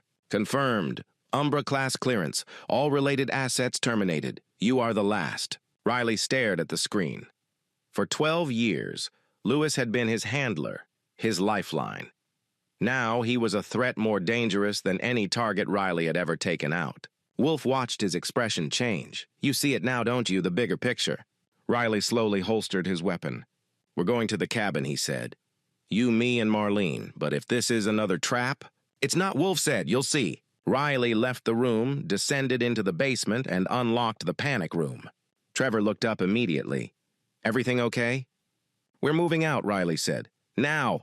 Trevor's eyes darted to Marlene, then back to his father. He didn't ask questions. He just nodded. Riley turned to Marlene. Pack whatever you need for a 3-day trip. Nothing traceable. She nodded numbly. Back upstairs, Riley secured Wolf with reinforced zip ties, hands in front legs, bound sidearm removed. But he didn't gag him. He wanted to hear every word the man said on the way. They exited through a hidden tunnel in the basement, one that connected to the neighbor's tool shed. Another secret Marlene had never known. From there, Riley used the emergency key he'd acquired years ago to access the neighbor's backup car, a beat-up Corolla, with expired tags and a full tank of gas. As they pulled away, Riley drove in silence. Trevor sat in the front passenger seat, alert but calm. Wolf and Marlene were in the back, neither speaking. Every few miles, Riley checked for tails. Nothing, but his instincts wouldn't rest. Something still felt off. 3 hours later, they approached the Poconos. A familiar dirt road wound through thick forest toward the cabin, Marlene's inheritance from her parents. Riley had visited twice, hated it both times. Too exposed, too many blind spots. But the safe? That had been his idea. They reached the property just after dawn. A thin mist clung to the trees and birds chirped lazily in the distance. The cabin sat untouched, just as they had left it years ago. Riley parked a few feet from the porch engine, still running. Out, he ordered. Wolf exited first, followed by Marlene. Where's the safe? Riley asked. Upstairs, Marlene said. Master bedroom closet. Lead the way. Inside, the cabin smelled faintly of dust and cedar. Sunlight filtered through shuttered windows. The place looked like a vacation rental someone had walked away from mid-stay. They reached the master bedroom. Marlene opened the closet and gestured to a wooden panel at the back wall. There, she said. Riley ran his fingers along the edge, finding the seam. He pressed the fake knot in the wood, his own installation, and the panel slid aside. Behind it, a biometric safe. 2 scanners, one for him, one for Marlene. Only opens with both of us, Riley said. Left hand Marlene, right hand me. They placed their palms on the scanners. Blue light passed beneath their skin. A click echoed inside the wall. The safe opened. Riley reached inside and retrieved its contents, passports, burner phones, cash a compact Glock 26, 2 flash drives, and a sealed envelope labeled Geneva. Wolf leaned forward, eyes gleaming. That's it. That's the data. No, Riley said. He opened the envelope and pulled out a small index card. A handwritten code. Long, complex, unmistakable. Wolf lunged. Riley had anticipated it. He stepped back, grabbing the Glock with one hand and slamming the safe door shut with the other. Wolf's momentum carried him forward straight into the hardwood floor. Riley put his knee on the man's neck and aimed the weapon at his temple. "Try that again," he said, "and you won't get back up." Marlene gasped. "I thought you said the biometric data was in Geneva," Wolf said, voice strained. "I lied," Riley replied. "Had to make sure you didn't try anything early." Wolf chuckled despite the position. "Well played, Ghost." Riley stood, weapon still trained on him. "We leave in 5 minutes," he said. "Burner car's hidden a mile down the road. You and I are going to find out just how deep this thing goes. And Marlene," he turned to her, "don't make me regret bringing you." Her eyes dropped. Riley pocketed the Geneva envelope, reloaded the Glock, and scanned the room one last time. Outside, the wind picked up. The next storm was coming. But Riley was ready. The wind hissed through the pine trees as they left the cabin, heading toward the second vehicle Riley had hidden off-grid a year prior, an old but reliable Ford SUV parked beneath a camouflage tarp. The clouds overhead thickened. Rain was coming. Wolf limped along in silence, favoring his injured leg, while Marlene walked a step behind, eyes cast downward. Riley stayed alert. He didn't trust either of them. Trevor was back at the safe house under the protection of a layered security protocol. The boy was smart and capable, but more importantly, he knew how to disappear.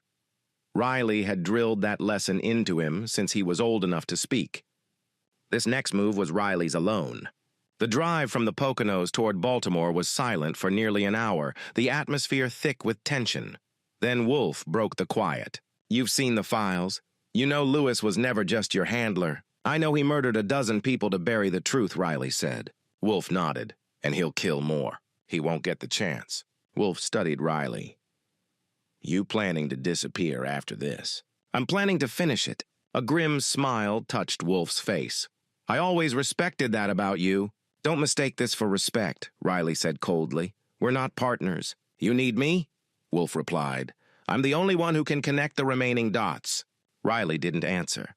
He was already thinking 2 moves ahead. They reached the outskirts of Baltimore by dusk.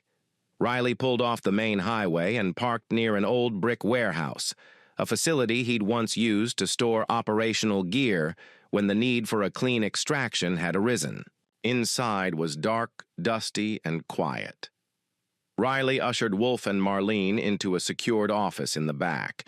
He locked the door behind them and activated a Faraday shield, cutting off all communications. No one would be tracking them here. He laid the Geneva envelope on the table. Wolf's eyes followed it like prey. "You were right about one thing," Riley said. "There's more going on here than a simple cover-up. Karofsky's data wasn't just about accounts or bribes. It was control on a global scale. Politicians, arms dealers, intelligence heads." Wolf leaned forward. "We can use it." "No," Riley said. "We can destroy it." "You'd give up that kind of leverage." "I don't use leverage. I end threats." Wolf shook his head. "You're still playing by rules that don't exist anymore." Riley's gaze hardened.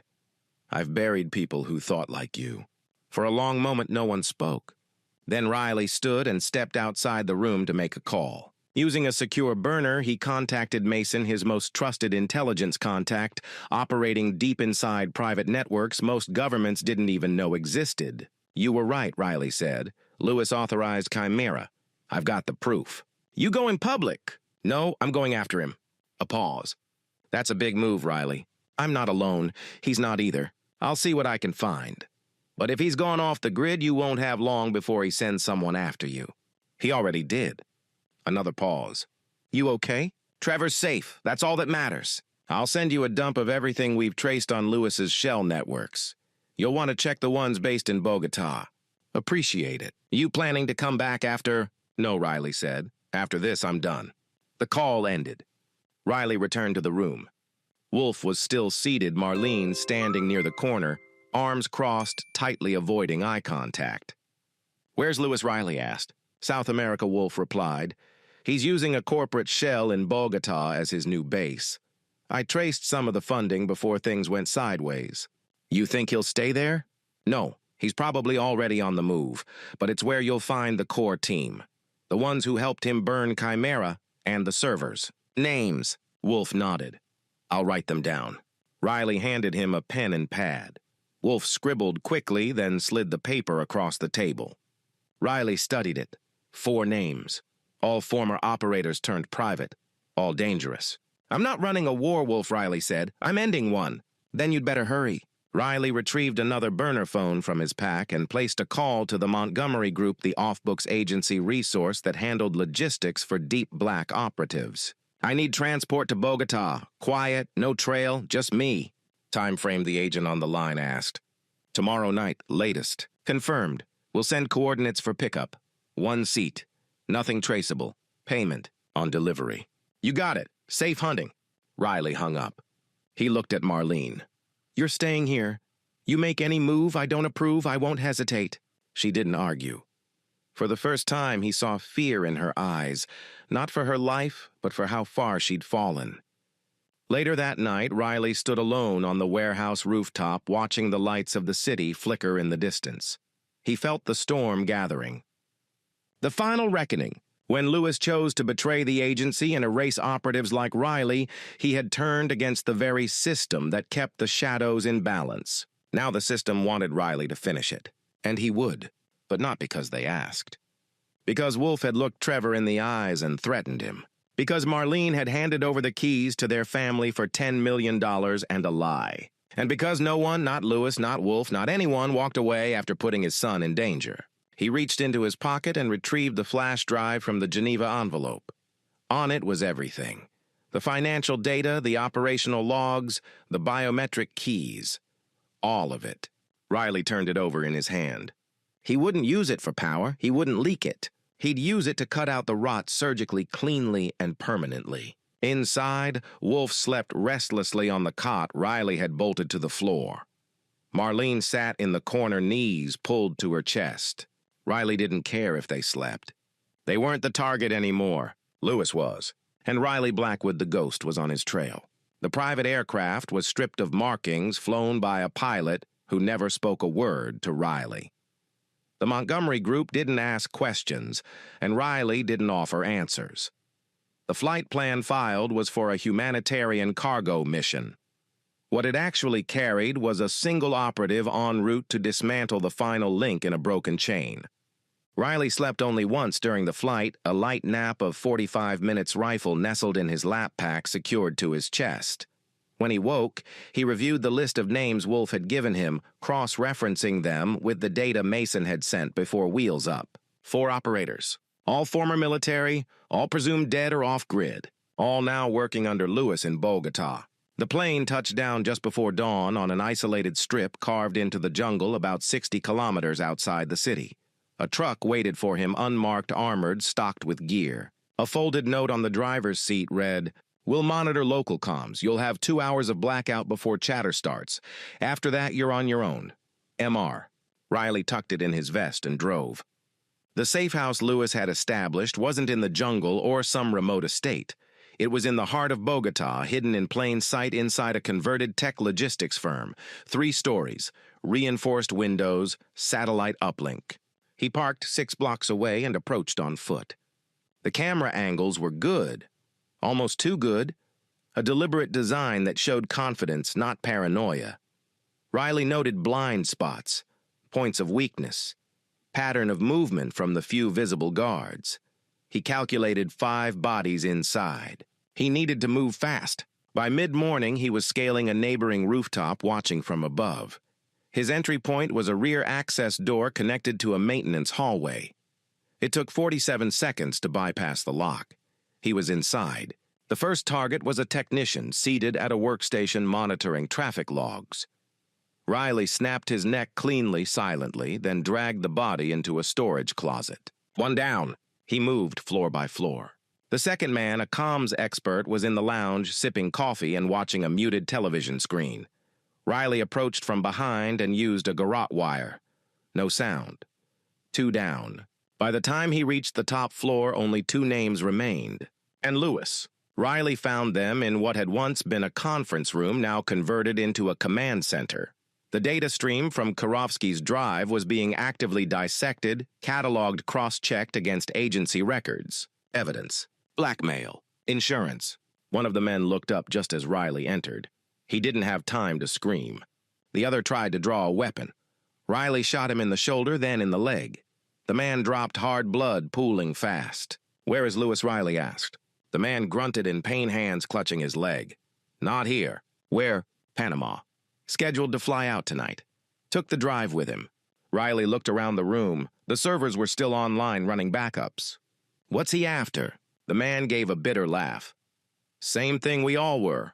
Leverage." Riley aimed and fired a single shot into the man's skull. The room went quiet. He moved to the servers, downloaded what remained, planted a virus that would scrub every trace of the Chimera operation from the local systems and alert the agency's internal watchdogs simultaneously. Then he lit the building on fire. Not a blaze, not an explosion, just enough accelerant to gut the data and send a message. Lewis would see it. He would know the ghost had come and gone, and he would run, which is what Riley wanted. 2 hours later, Riley was back in the truck heading north toward Panama. The route was rough, the terrain unforgiving. But Riley didn't care. He had one name left, and one bullet saved. He crossed into Panama City just after nightfall and located the airstrip where Lewis was scheduled to depart. Private hangar, private jet.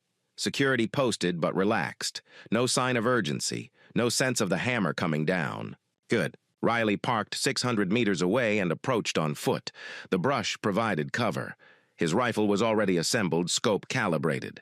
From the hill overlooking the airfield, he saw him, Lewis. Same tailored suit, same smug posture, talking to a man in a headset gesturing toward the jet. Riley steadied his breath. Aimed, watched, waited, then lowered the rifle. Not yet. Too clean, too easy. He wanted Lewis to see him. Riley moved through the brush, flanking wide. 30 minutes later, he was inside the hangar. Close, personal. He waited in the shadow of a fuel container until Lewis stepped away from the group to take a call. That's when Riley moved. One step, two.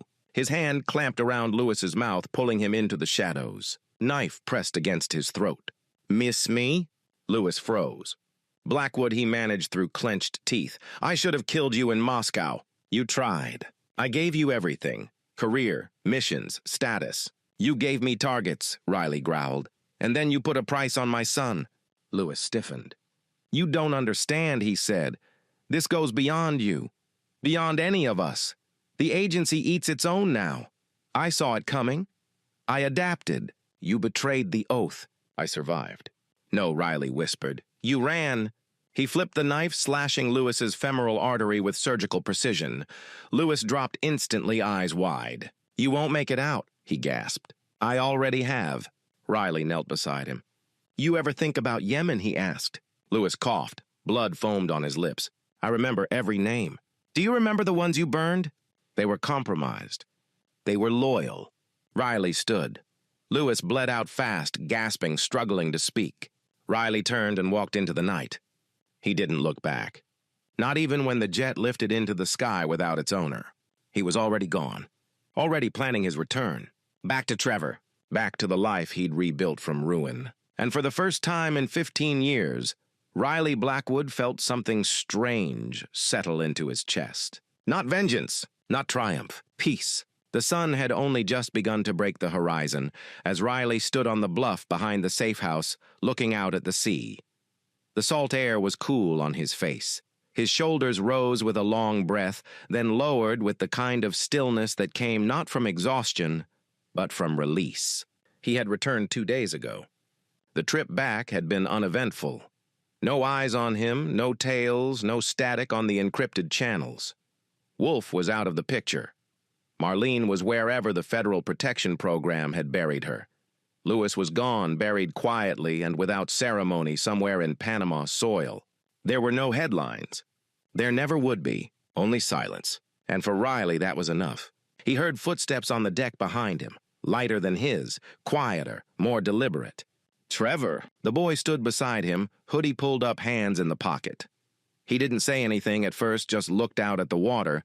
The sky was a wash of blue and amber streaked with thin clouds and the last hints of night. "Did it go the way you wanted?" Trevor asked, voice low. Riley thought about that. "No," he said finally, "but it went the way it had to." Trevor nodded as if that answer made sense. Maybe it did. "I had a dream last night," the boy said after a while.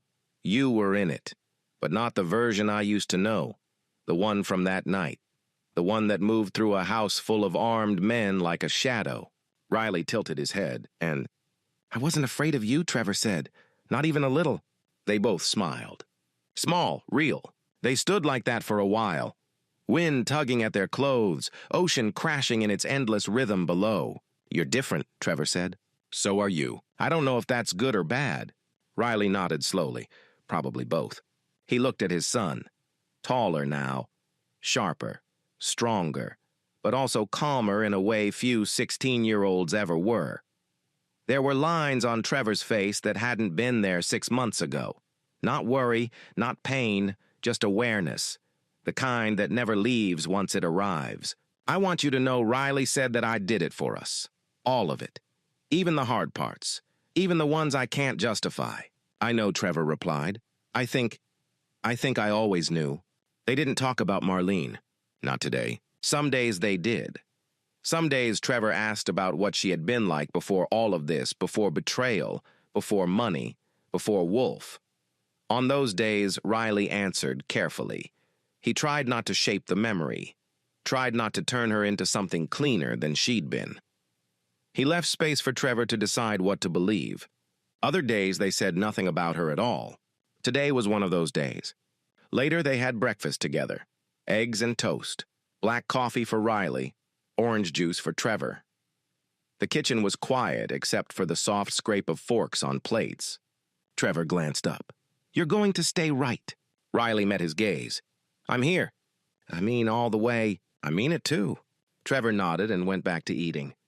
Riley had turned down the Phoenix Protocol assignment after Lewis. Politely, finally, completely. There would be no more ghost work, no more missions. He didn't need a bullet to mark the end of his career. Just a choice, a real one. He had one more go bag left, packed, tucked in a hidden compartment beneath the garage floor. Not out of paranoia, out of preparedness. It would stay there untouched unless the world forced his hand again. But for now, it was enough to wake up without having to watch the door. The rest of the day passed slowly. Riley worked in the shed fixing a broken hinge on the garden gate. Trevor met some friends at the school gym. Around dusk, they walked down to the rocky shore together, skipping stones into the surf. Trevor had a good arm. Always had. Riley watched him throw muscles relaxing with each toss. "Think we'll ever go back?" Trevor asked, not looking at him. "Back where?" "To being normal?" Riley took his time before answering. "I don't know what that means anymore, but I think we'll make something close." Trevor squinted toward the fading sun. "I'm okay with that." They walked back in silence. That night, Riley sat on the deck alone for a while, staring at the stars. Somewhere out there, Wolf was dead. Marlene was living a life he would never see. The agency had written him off and the world had gone on. It always did. He checked the perimeter one last time. Old habits. Then he turned off the security system, locked the door behind him, and went to sleep. Trevor was already in bed. The house was quiet. Safe. And for the first time in a long time, Riley didn't dream of blood. Only ocean. Only wind. Only peace. The days in Newport grew longer as spring melted into summer. Life along the Oregon coast settled into rhythm misty mornings, quiet walks along the beach, and late dinners with open windows. The town was small, friendly, and gave people space. Just the way Riley wanted it. As Richard Bennett, he was becoming someone else. Not fully new, not fully free, but less haunted. Trevor adjusted faster. School had been a challenge at first, new classmates, unfamiliar teachers, the weight of secrets he couldn't share, but he found footing quickly. Basketball helped. So did his natural instincts. Sharp, observant, controlled. He made friends, real ones. He even laughed more now. Riley noticed it all. He also noticed that Trevor never brought anyone home. Not even once. Not out of shame, but out of instinct. A quiet signal that the boy still remembered everything too clearly. One evening after a long walk along the cliffs, Riley leaned against the railing outside their modest two-bedroom house. Trevor stood beside him, eating an apple, watching the waves. The boy's shoulders had broadened, his posture had changed. "Thinking about joining the gym downtown," Trevor said casually. Riley glanced over. "You train every morning here. I mean, for real. With weights? With people? Maybe even take a boxing class." Riley studied him. "For the game." Trevor looked out at the horizon. "Sure, for the game." Riley didn't push. He knew what Trevor really meant. It wasn't about the game. It was about readiness, control. The same instinct Riley had lived by his entire adult life. The need to never be helpless again. "You're allowed to want normal things too," Riley said gently. "I know," Trevor replied. "I just don't think I get to have them unless I earn them first." Riley understood that logic too well. He nodded slowly. "Then earn them smart." Trevor smiled. "Is that your version of approval?" "It's my version of don't train like a hothead and forget your footing." "I'll take it." They stood in companionable silence for a while. Then Trevor went inside and Riley stayed out a little longer, letting the cool wind cut through the haze of memory that always seemed to hover just behind him. A few days later, Riley received a package. No return address, no markings. Just a small envelope slipped into the P.O. box he checked weekly under a third alias. Inside was a thumb drive and a single note. "He's not gone. You missed one." Riley didn't open the drive immediately. He took it home, secured Trevor in a safe routine school gym dinner with friends. Then he entered the locked room at the back of the house, the one Trevor knew existed but didn't ask about. Inside were his tools, surveillance gear, hardened laptops, encrypted communication nodes. He isolated the system. No connection, no signals. Then he inserted the drive. The screen filled with images, satellite photos, security footage, fragments of conversation picked up by foreign intelligence intercepts. The subject, Damon Wolf. Alive. He was operating in Eastern Europe under the alias Anton Drevik, attached to a corporate security front with known black market ties. His last known location was Prague, 2 weeks ago. The trail was fresh. Riley leaned back in the chair. The room was quiet, but for the soft hum of the cooling fans in his gear. He rubbed a hand along his jaw. The betrayal still simmered beneath the surface. He had been ready to let go. But this changed everything. That night, Trevor found Riley sitting in the kitchen lights low, a mug of black coffee growing cold in front of him. "Something's wrong," Trevor said. Riley didn't deny it. "I got something today. A message. Wolf's alive." Trevor stood still for a moment. His face gave nothing away. "Do we leave?" he asked. "Not yet." "Do we run?" "No." Trevor sat down across from him. "So what do we do?" "I need to confirm. Then I decide." Trevor looked him straight in the eye. "Then we decide." Riley held his gaze. "All right," he said. "We decide." In the following days, Riley reactivated some of his older networks. Carefully, quietly. He didn't touch anything connected to Lewis's old channels. Too exposed, too dangerous. But he had built back doors during his career channels only he knew maintained through favors, quiet trades, and mutual survival. The confirmation came 3 days later. An encrypted photo from a contact in Austria. Wolf, now Anton, exiting a private jet with 2 bodyguards. The timestamp was 48 hours old. This wasn't a ghost trail. It was real. "You're going to go," Trevor said when he saw the file. Riley nodded. "I need to." "Then I'm going too." Riley shook his head. "No, not this one." Trevor didn't argue, not immediately, but he didn't agree either. "I'll be ready," he said. Riley believed him. Before leaving, Riley prepped the safe house, stocked it, left Trevor with enough resources, protection, and protocol knowledge to manage without him for a month if necessary. They went over drills, contingency plans, code phrases. It felt like the old days again, and that's what scared Riley most. "You'll come back?" Trevor asked as Riley packed his gear into a small duffel. "Always." It was a promise. Not to the world, but to his son. 2 days later, Riley Blackwood boarded a private transport under a name that didn't exist and flew into Vienna under cover of night. The hunt had begun again, but this time there was no agency, no handler, no mission file. This time it was personal. Vienna welcomed Riley with soft rain and cold wind. The kind of weather that muted sound and wrapped everything in a thin veil of distance. It was perfect. He moved through customs with the ease of a seasoned traveler. The name on his passport was Julian Cross. The backstory clean, credible, and supported by a series of planted digital footprints. His luggage held nothing that would draw attention. The real gear had been shipped in pieces to multiple drop points across the city. His first stop was a small pension near the Danube Canal.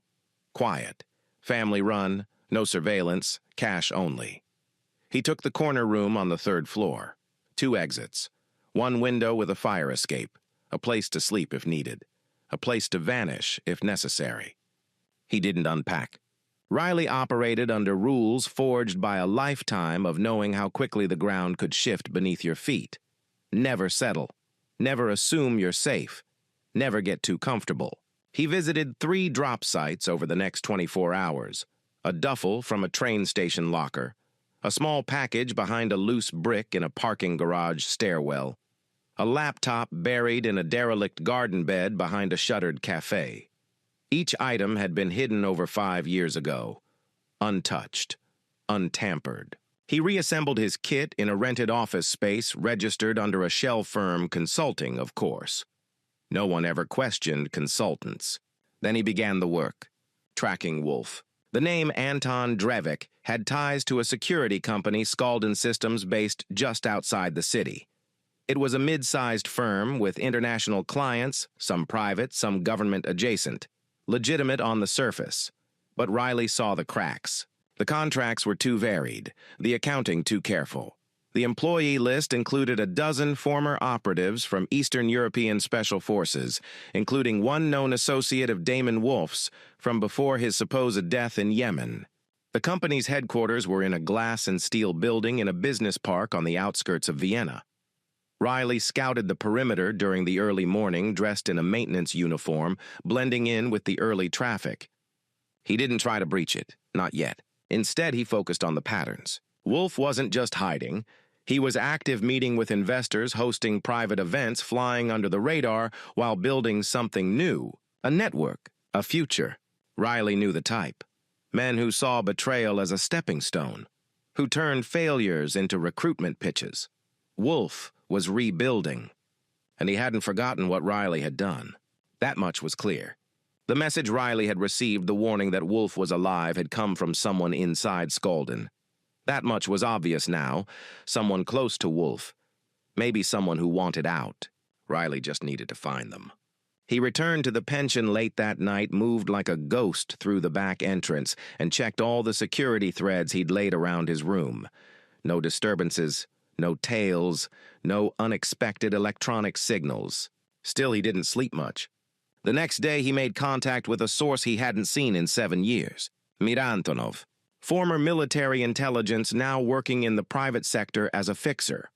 Mira specialized in discreet connections.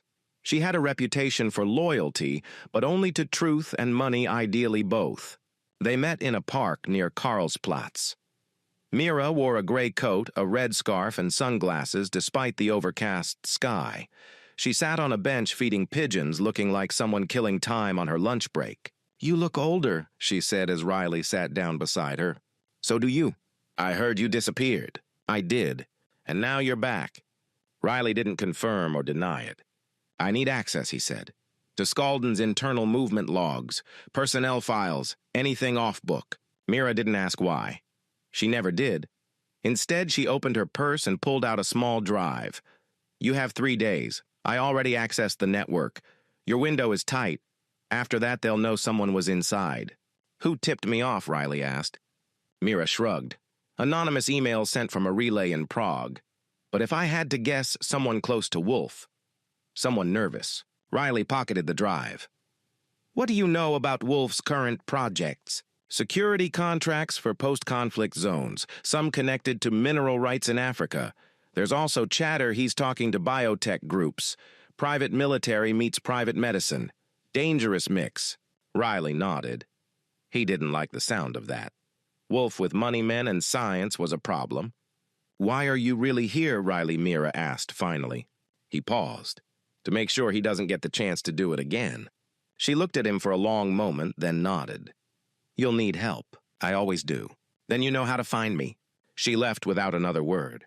That night, Riley returned to the rented office, isolated the drive, and began going through the data.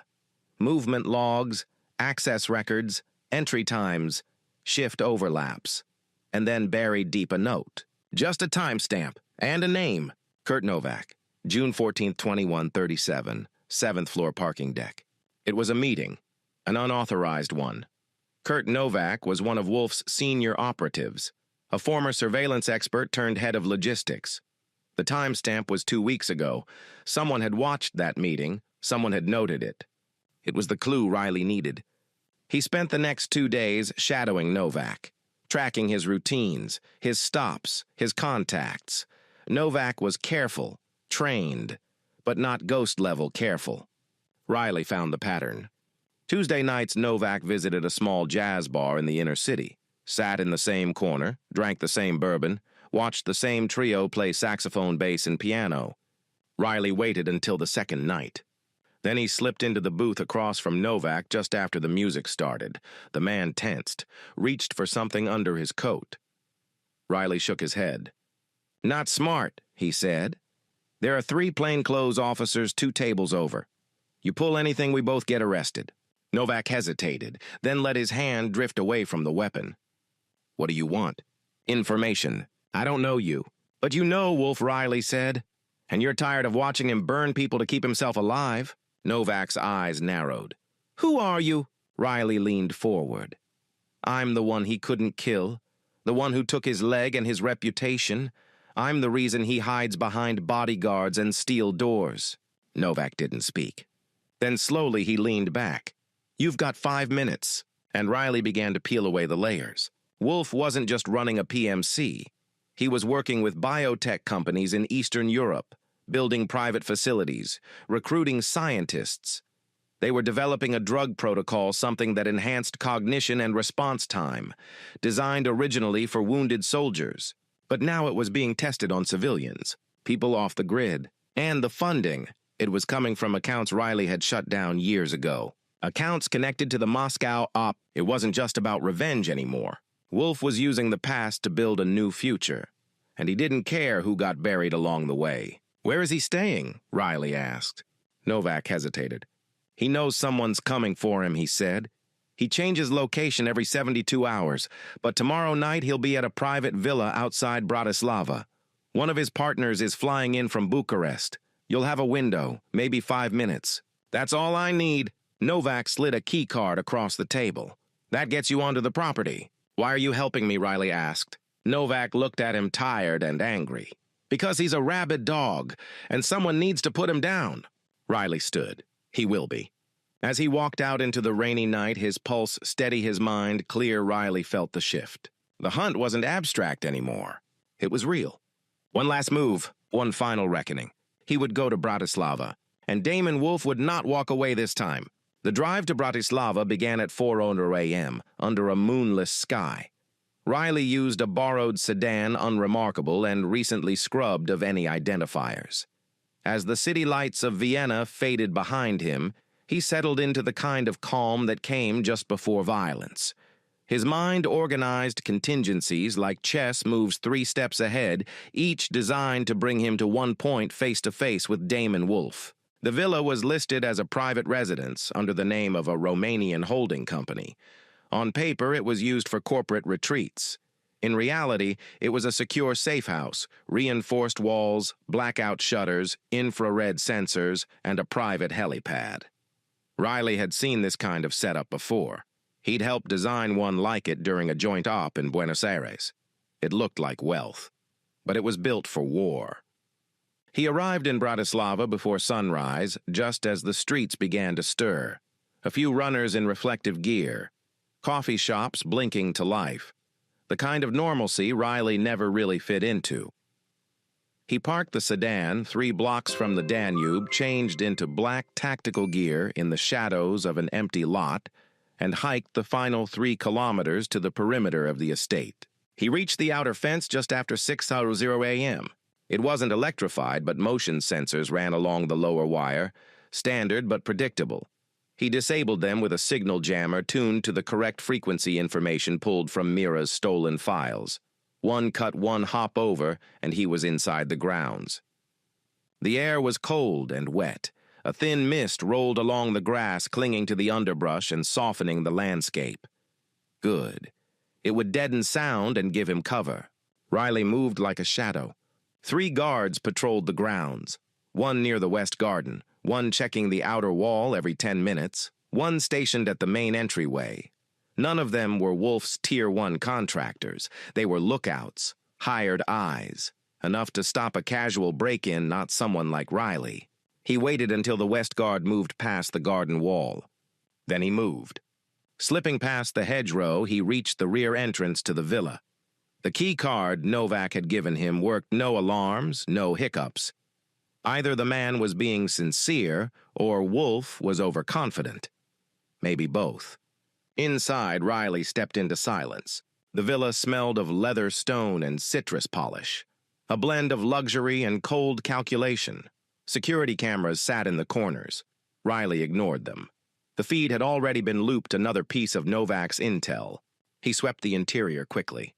Ground floor kitchen dining area den, empty. Second floor bedrooms. One slept in bed, unmade, gear scattered. Riley paused, checked the contents. Tactical vest, sidearm, burner phone, all recent. This had been Wolf's last room. But the man wasn't here. Yet, Riley checked the time. 7:42 a.m. If Novak's intel was accurate, Wolf's meeting would be sometime after 8:0. That gave Riley 15, maybe 20 minutes to set up. He headed to the 3rd floor, more of an observation deck than a full room. Floor-to-ceiling windows overlooked the property. Chairs, bar cart, thin carpet. Riley chose it not because it was safe, but because it gave him line of sight in all directions. He placed a small mirror under the hallway door, then set a low-profile camera in the vent facing the staircase. Every sound mattered now. Every shadow. At 8:12, the sound of rotor blades broke the morning air. Faint at first, then louder. A private helicopter, black and sleek, descended onto the villa's pad with mechanical grace. Riley watched through the window. Wolf stepped out first. Even with the limp, he moved with command like a man who'd refused to let pain slow him down. He wore a tailored coat over body armor, his left arm in a support brace. His face had healed, but the scar on his jaw remained. A reminder. Beside him walked a man Riley didn't recognize, Eastern European, tall, lean, dressed like a diplomat, but moving like someone who'd killed before. The two exchanged brief words. Then the visitor was led into the villa by one of the guards. Wolf didn't enter immediately. He stood at the edge of the helipad for a moment, staring out over the horizon as if checking for something, or someone. Riley stayed still.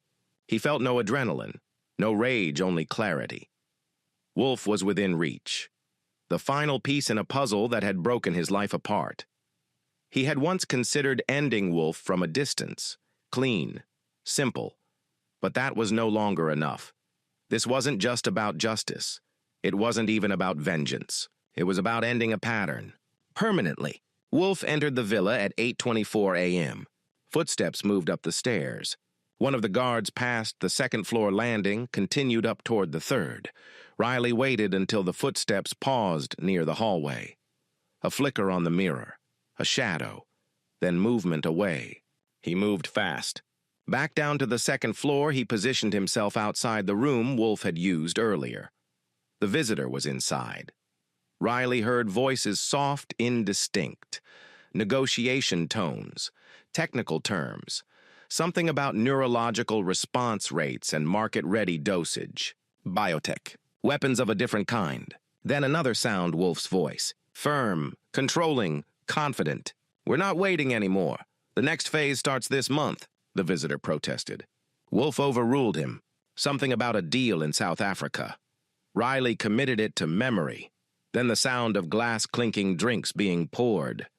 That was his moment. He moved fast. A flashbang at the threshold. 1 count. 2. Detonation. The hallway flared white. Sound cracked the silence. Riley entered, low weapon raised. The visitor was on the floor, dazed. Wolf staggered, hand reaching for his sidearm, but Riley kicked the table into his chest, sending him sprawling. Before Wolf could recover, Riley had him pinned. Knee to sternum, pistol to temple. "Hello, Damon," Riley said quietly. Wolf blinked, disoriented, then focused. "Ghost," he whispered. "Knew you were still alive. Not just alive, watching, waiting." Wolf coughed blood at the edge of his mouth. "You could have just taken the shot. Back in Vienna. Why wait?" "Because I wanted you to see it coming." A thud downstairs, voices shouting. The guards had heard. Riley pulled Wolf to his feet, dragging him to the ensuite bathroom. Locked the door, then injected him with a paralytic from his belt kit, a quick dose that would numb him below the neck but leave his mind alert. "Don't worry," Riley said as Wolf's muscles seized. "You're not dying yet, but you will answer." Wolf's jaw tightened. "You think this ends with me?" he rasped. "You think they'll let you walk away?" "I'm not walking anywhere," Riley replied. "I've already disappeared." Footsteps reached the hallway. 2 guards outside. One banged on the door. "Sir, are you all right?" Riley activated a voice modulator, a tool lifted from agency black kits. "Fine," he said, mimicking Wolf's tone. "Security sweep, false alarm." A pause. Then understood. Footsteps retreated. Riley turned back to Wolf. "You built this on my blood, my family's pain. You used my wife. You hurt my son." Wolf didn't respond. Riley leaned close. "I want names. Every partner, every asset, every scientist. You're going to give me the map, or I'll start with your fingers." Even paralyzed Wolf managed a faint smile. "You haven't changed." "No," Riley said. "I've evolved." Then he began the extraction. It would take hours. By the time Riley left the villa, Wolf would be alive but broken, and everything he'd built would be mapped, dismantled, and destroyed by the same ghost he thought was buried. And Riley? He would vanish again. But first he'd make sure Wolf's empire burned from the inside. One match at a time. 2 weeks later, the reports started trickling in. A biotech facility outside Timisoara burned to the ground under suspicious circumstances. No casualties. The lab's head researcher vanished the same night. No signs of struggle, just a life erased. A Swiss shell corporation suddenly collapsed, assets frozen, investigations sealed. A dozen false identities connected to Damon Wolf's financial empire were quietly flagged for corruption and espionage. Most of the flagged individuals vanished before authorities arrived. Some were later found, some weren't. Riley didn't make the calls. He didn't hack any networks himself, but he knew the levers to pull the people to nudge. Ghost Protocol had opened a back door to old contacts across 3 continents. When he gave them the data ripped from Wolf's encrypted tablet, he didn't need to explain. They understood what needed to be done. Mason cleaned up the digital trail. Mira coordinated the takedowns from Berlin. Even Novak, after a long silence, sent a one-word message from his burner, "delivered," meaning the names Riley had extracted were now in the right hands, meaning whatever Wolf had tried to build in the ashes of his failed CIA career was now ash itself. But Riley didn't watch it happen. He didn't check the feeds or monitor the news. He let it all go dark, because by then he was already home. If home could still be a word that meant anything. Newport, Oregon. Late spring brought rain and salt wind. The cliffs were slick with moss and the ocean never quite warmed, but it was safe. No signals, no watchers, no past. Just a boy and his father rebuilding something no one else could touch. Riley. Now Richard Bennett again stood on the deck in the evening mist, sipping coffee that had gone cold hours ago. Below, the surf churned against the rocks. The same rhythm, the same song, like it had never stopped. Trevor emerged behind him, pulling a hoodie tighter against the breeze. "You didn't call last night," he said. "I got in late," Riley said. "Didn't want to wake you." "You okay?" Riley turned. There was no point pretending anymore. "It's done." Trevor studied him. Wolf. Alive. But not who he used to be. "Does that mean we're safe?" Riley hesitated. Then yes. It wasn't a lie. Not completely. Wolf had talked. Under the chemical persuasion, under the weight of defeat, he gave up everything. And Riley made sure those names landed with the right people. Wolf was now in a secure medical facility in Eastern Europe under round-the-clock surveillance, breathing barely. Forgotten. Marlene's fate remained sealed in the Midwest, quietly monitored under the witness program's leash. She wouldn't resurface. Not for a long time. And Lewis. Ghost Protocol had been very clear, disavowed. Burned. No grave, no funeral. Just a file with a red stamp that meant no one would ever speak of him again. The past had finally closed. Trevor stepped up beside him, mirroring the stance. Coach says I might get scouted for the regional team. We've got this invitational tournament next month. You want to go? Trevor gave a small nod. I think so. You're ready. The boy looked older than he had even 6 months ago. Stronger. Calmer. Riley saw the same quiet calculation in his eyes, the same edge. But something else too, choice. Not instinct, not training, autonomy. Can I ask something, Trevor said? Of course. If that safe house night had gone differently, if Mom hadn't helped them, if they hadn't hurt me, would you have told me who you really were? Riley didn't answer right away. No, he finally said. Probably not. Trevor nodded, figured. I thought I could keep you in the light. Away from everything I'd done. You still can, Trevor said. I know what happened, but I'm not you. I don't have to be. Riley smiled, something small and real. You're right. They stood quietly as the waves rolled in. That night, Riley opened the final encrypted file from the satellite phone. Not the mission data, not the operational summary. It was a list of names. People he'd worked with, people he'd saved, people he'd taken out. Some dead, some retired, some still active in a world he'd left behind. He deleted the file. Then he crushed the phone one piece at a time under the heel of his boot. He scattered the pieces into the sea. No more Ghost Protocol. No more Handler. No more missions. Only Trevor. Only now. Only forward. That weekend, he sat in the bleachers and watched his son drop 23 points in a close win. He cheered like any other parent.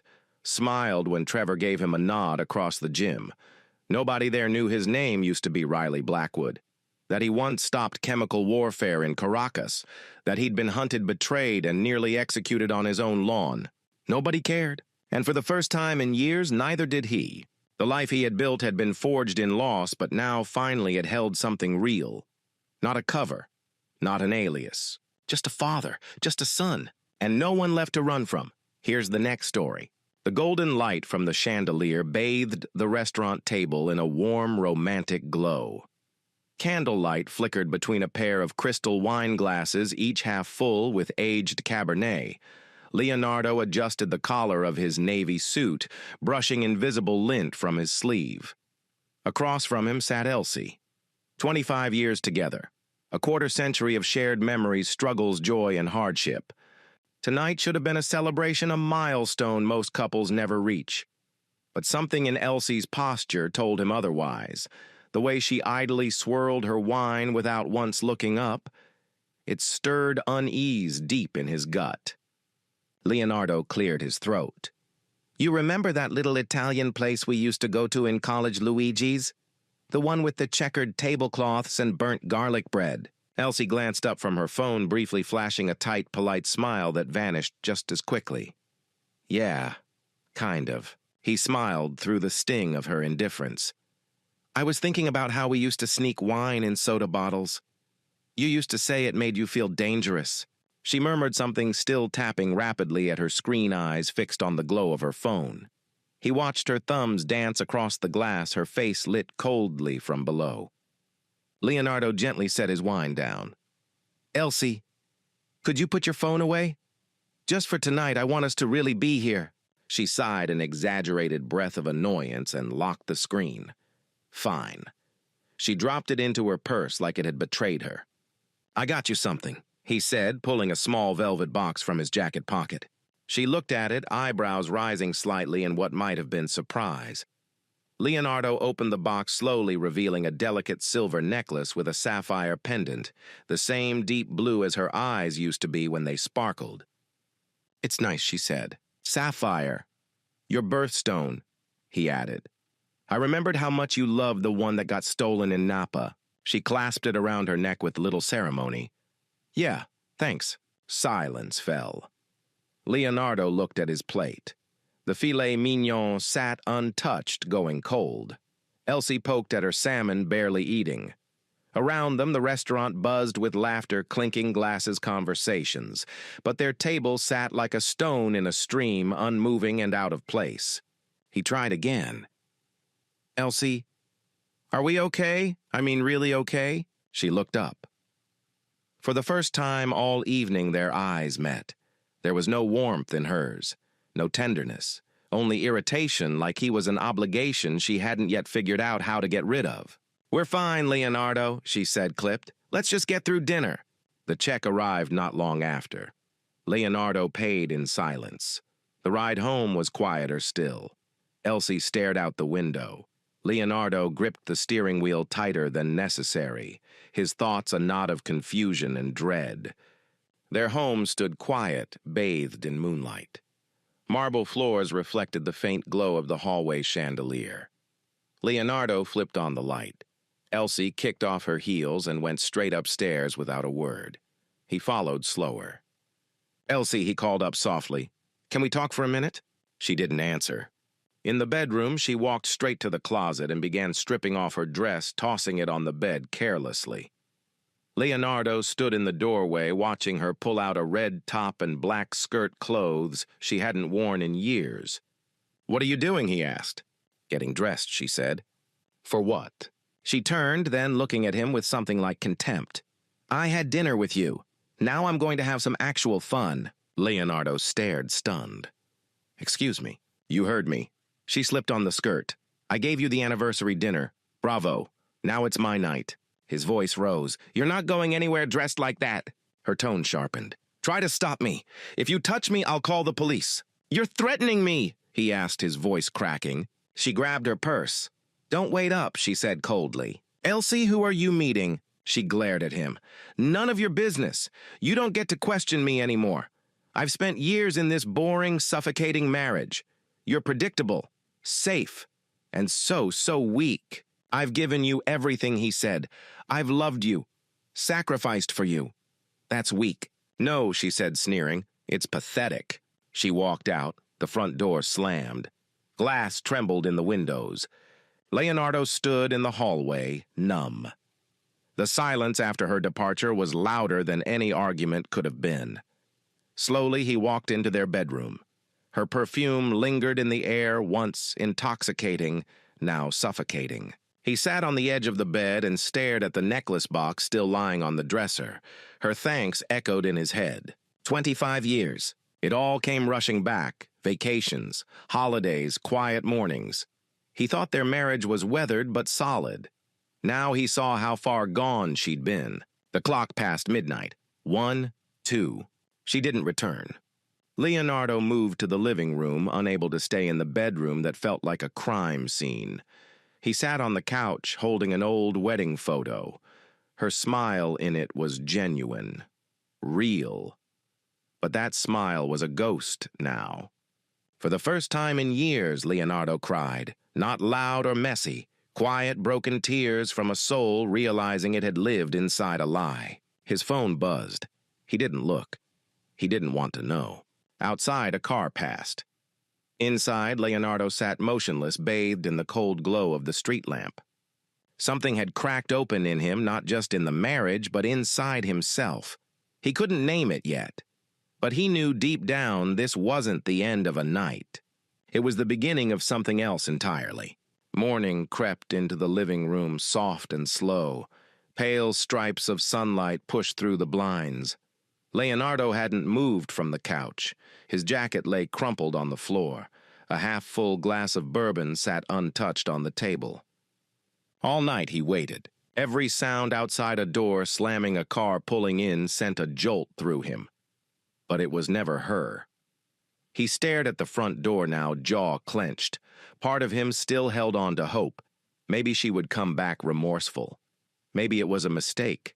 Maybe something happened that made her see how wrong this was. Then the lock clicked. He sat upright. The door opened. Elsie walked in. She didn't flinch at the sight of him, sleepless and hollow-eyed. She wore the same red top and black skirt. Her heels clicked softly against the hardwood. Her makeup was smeared lipstick faded, her hair messy. The heavy perfume she wore had turned stale, layered now with sweat smoke and a scent that didn't belong to Leonardo. Leonardo stood. "Where the hell were you?" She dropped her purse on the entry table with a casual thud. "Out." All night his voice was sharp, bitter. She didn't answer. "I waited here. You didn't call. You didn't text. You just vanished. I don't need your permission to live," she snapped, kicking off her heels. "I'm not a prisoner in some fantasy where you're the perfect husband and I'm the grateful wife." He stared, stunned. "After everything I've done, after our anniversary dinner, this is how you treat me." She turned, face tired but expression unreadable. "I said what I meant." Leonardo stepped closer.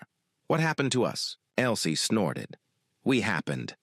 You became routine, predictable. Every single day the same thing. I wake up and already know what you're going to say, what you'll wear, what stupid show you'll fall asleep watching." "That's a crime now," he asked, voice rising. "Being consistent, being present. It's a joke," she barked. "I gave up my 20s for this house, this life, for you, and I deserve more." He took a breath, steadying himself.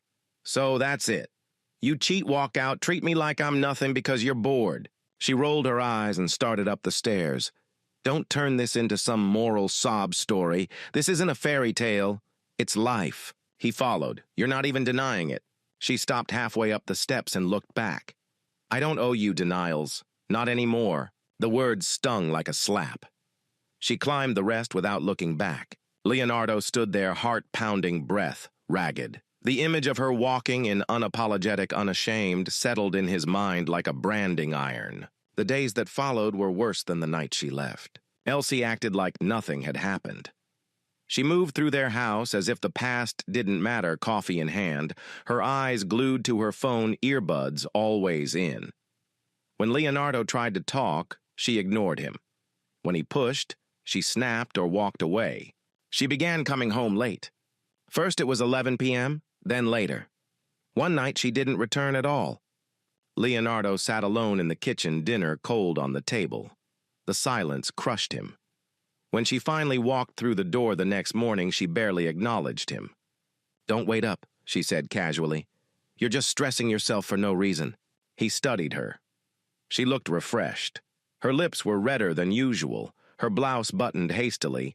The scent of Tom Ford's Black Orchid hung around her, a fragrance she used to reserve for parties or date nights long ago. He didn't ask where she'd been. He didn't trust himself to survive the answer. Instead, he watched. She never left her phone unattended anymore.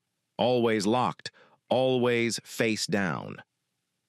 Once, as he passed the bathroom, he heard her laughing softly, soft and sweet in a way she hadn't spoken to him in years.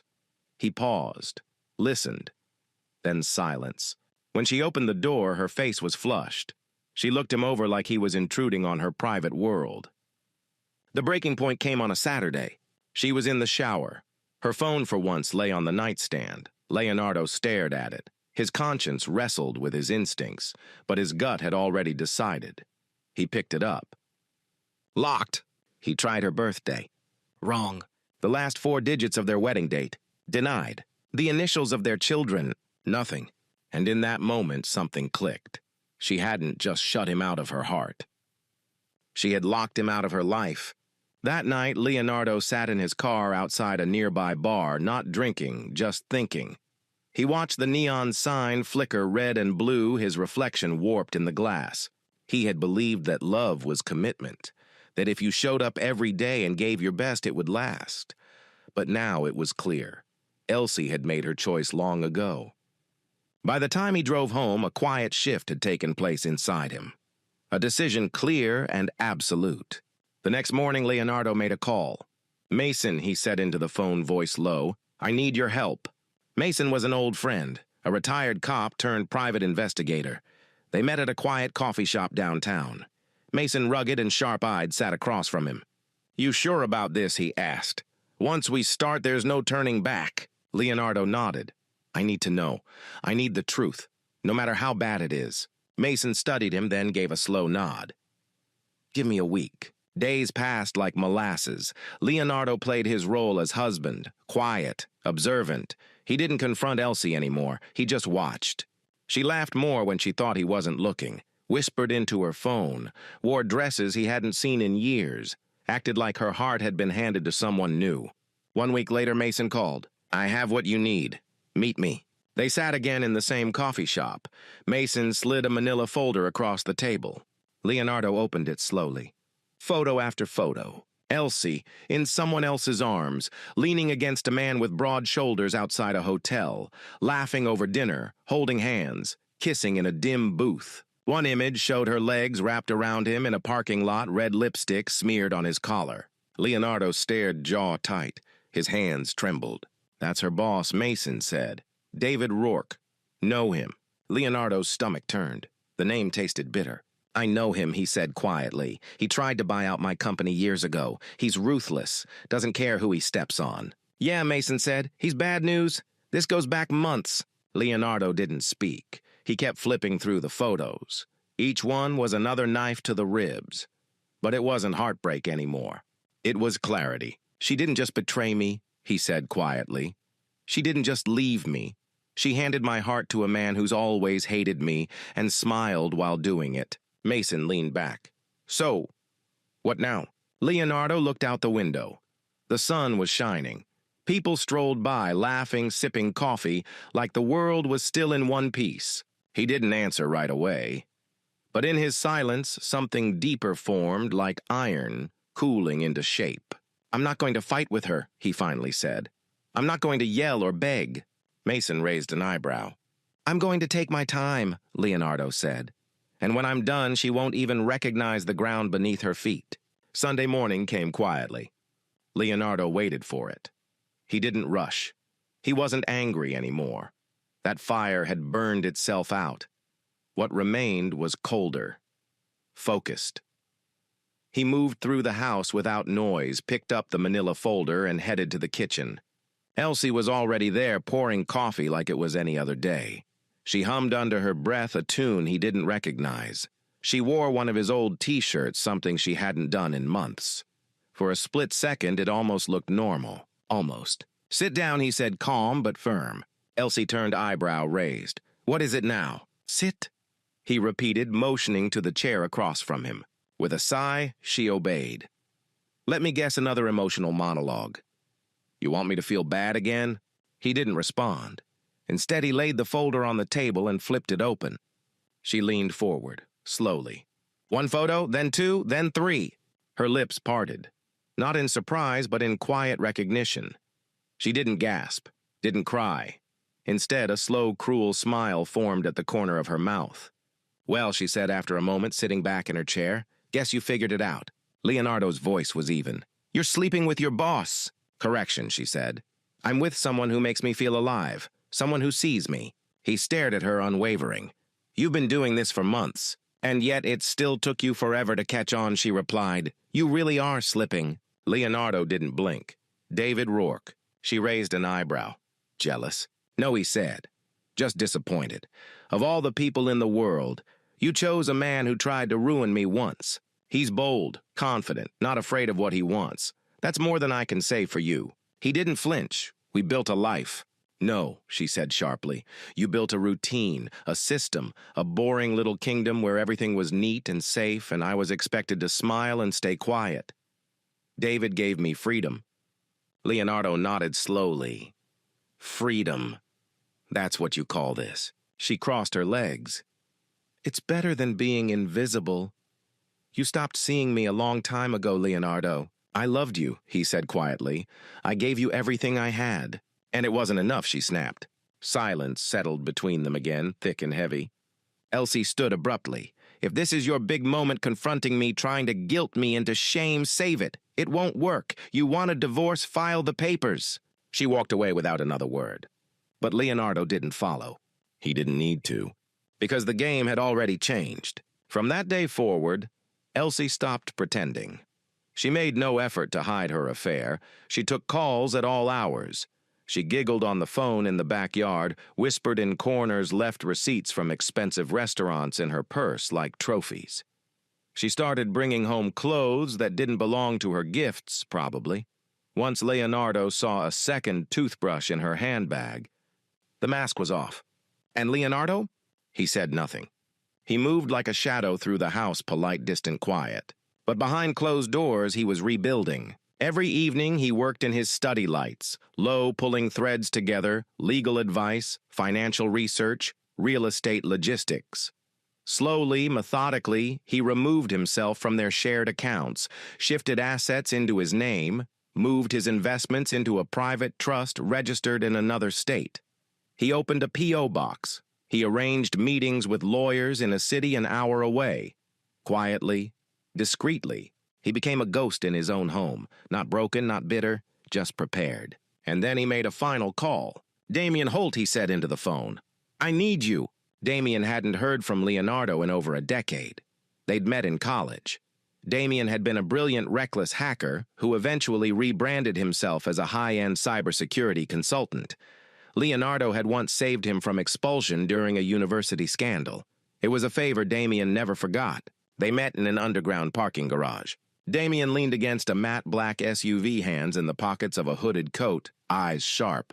"Damn," he said with a grin. "Didn't expect you to cash in that favor.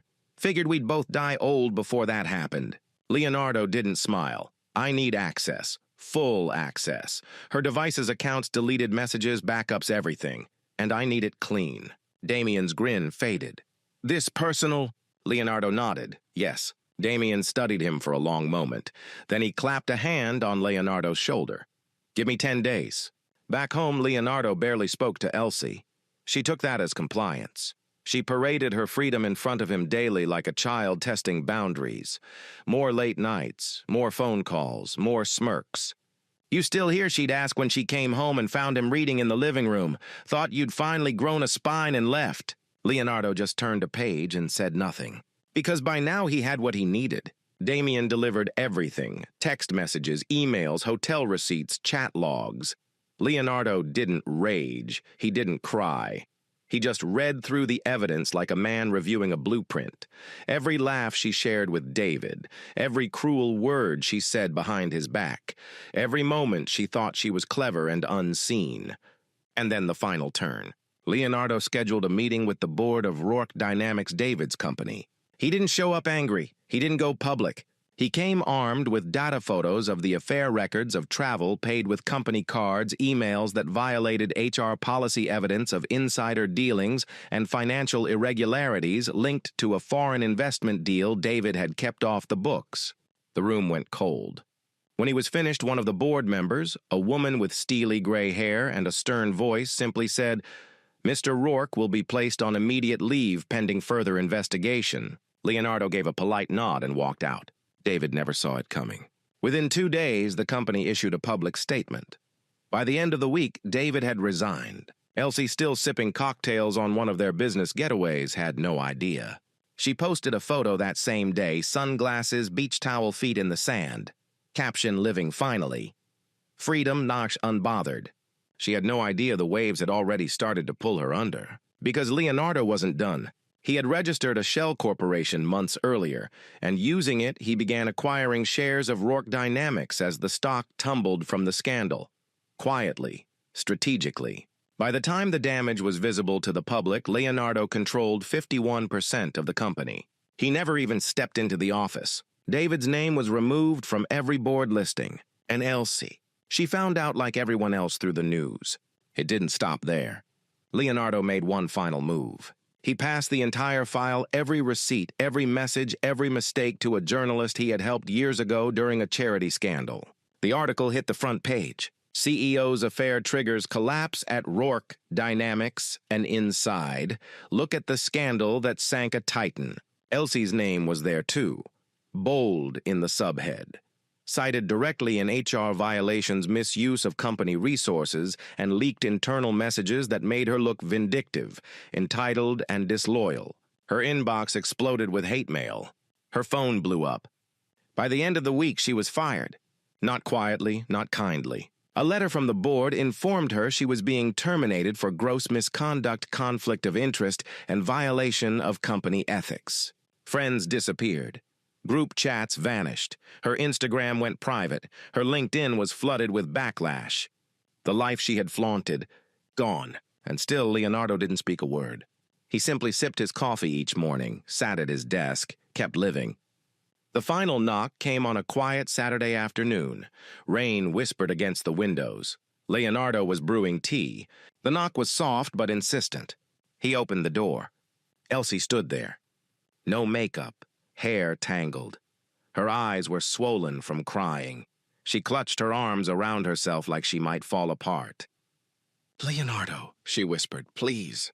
Leonardo didn't speak. He looked at her, carefully, fully. The woman who once left the house laughing after their anniversary dinner now stood on his doorstep like a ghost of herself. Her arms clutched around her torso, her breath short, her voice barely above a whisper. "Please," she said again, "I don't know where to go." Leonardo said nothing.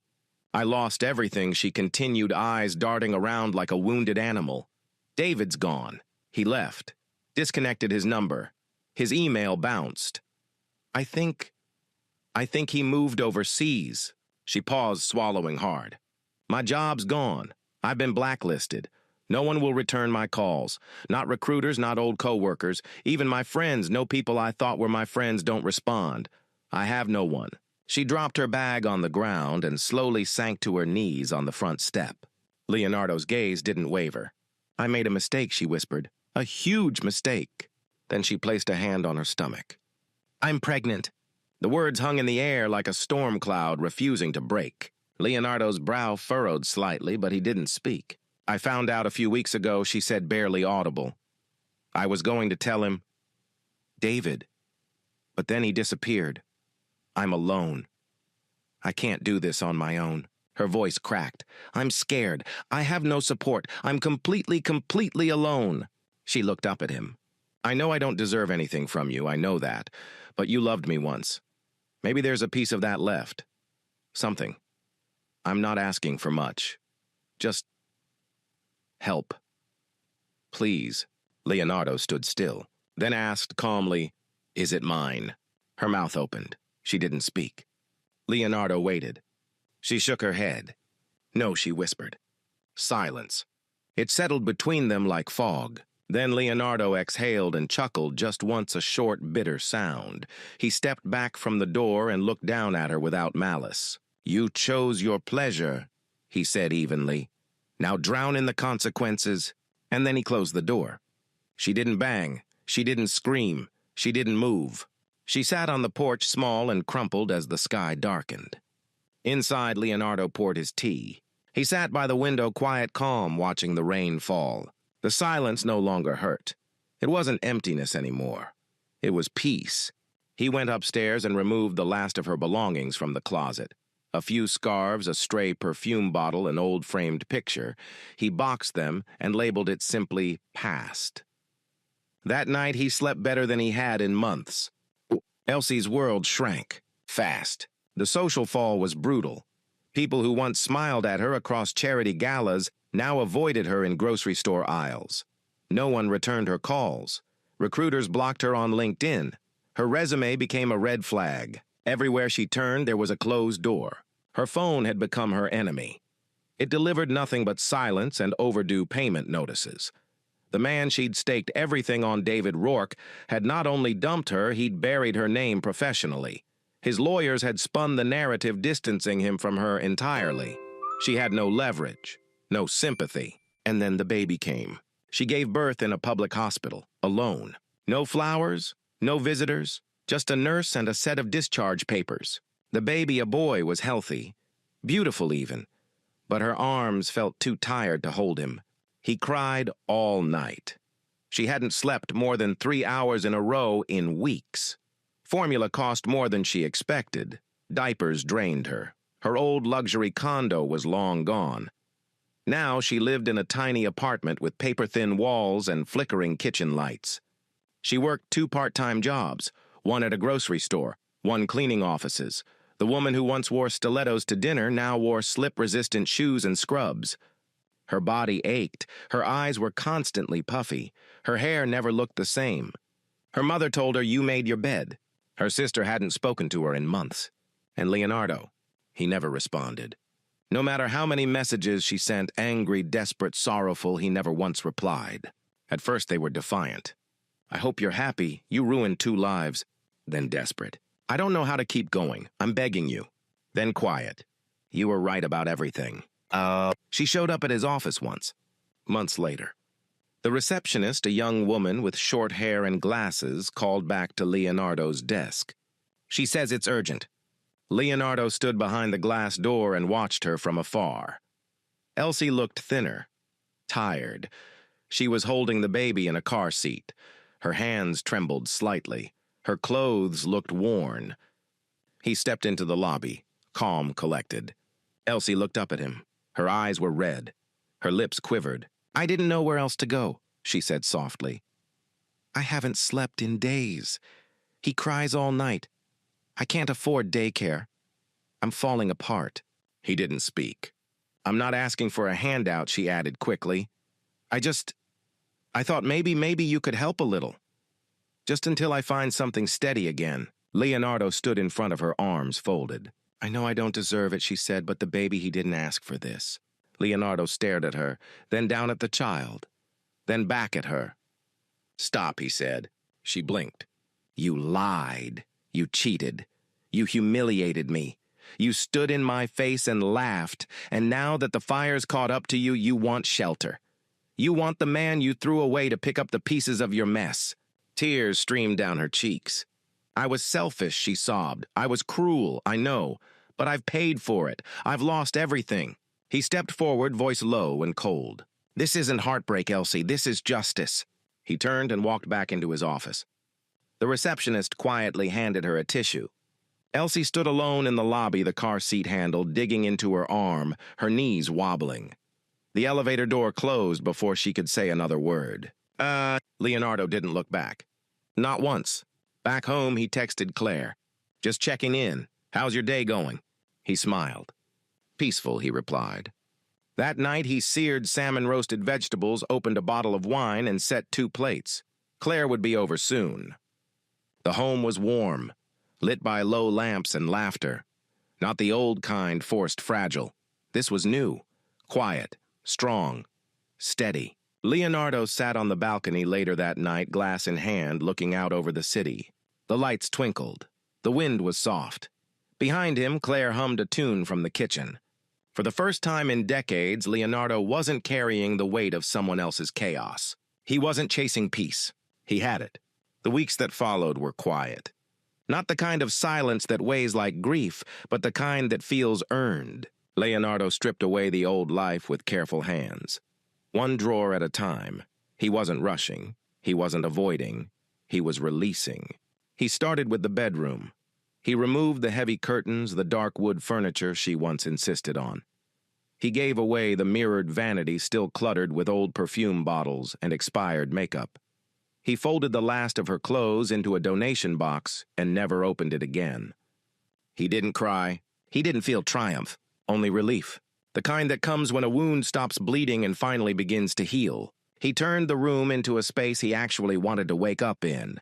Crisp white bedding, clean lines, a small bookshelf by the bed, a speaker system that played soft jazz in the mornings. For the first time in years, he didn't wake to tension. He woke to stillness, and it was enough. He started cooking again, not as a performance, not to impress, but for the simple joy of it.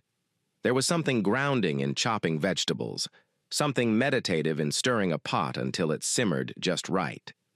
He took his time. He savored the food, the process, the silence of his own company. He gave away the old dining set, the one they bought together in a showroom years ago.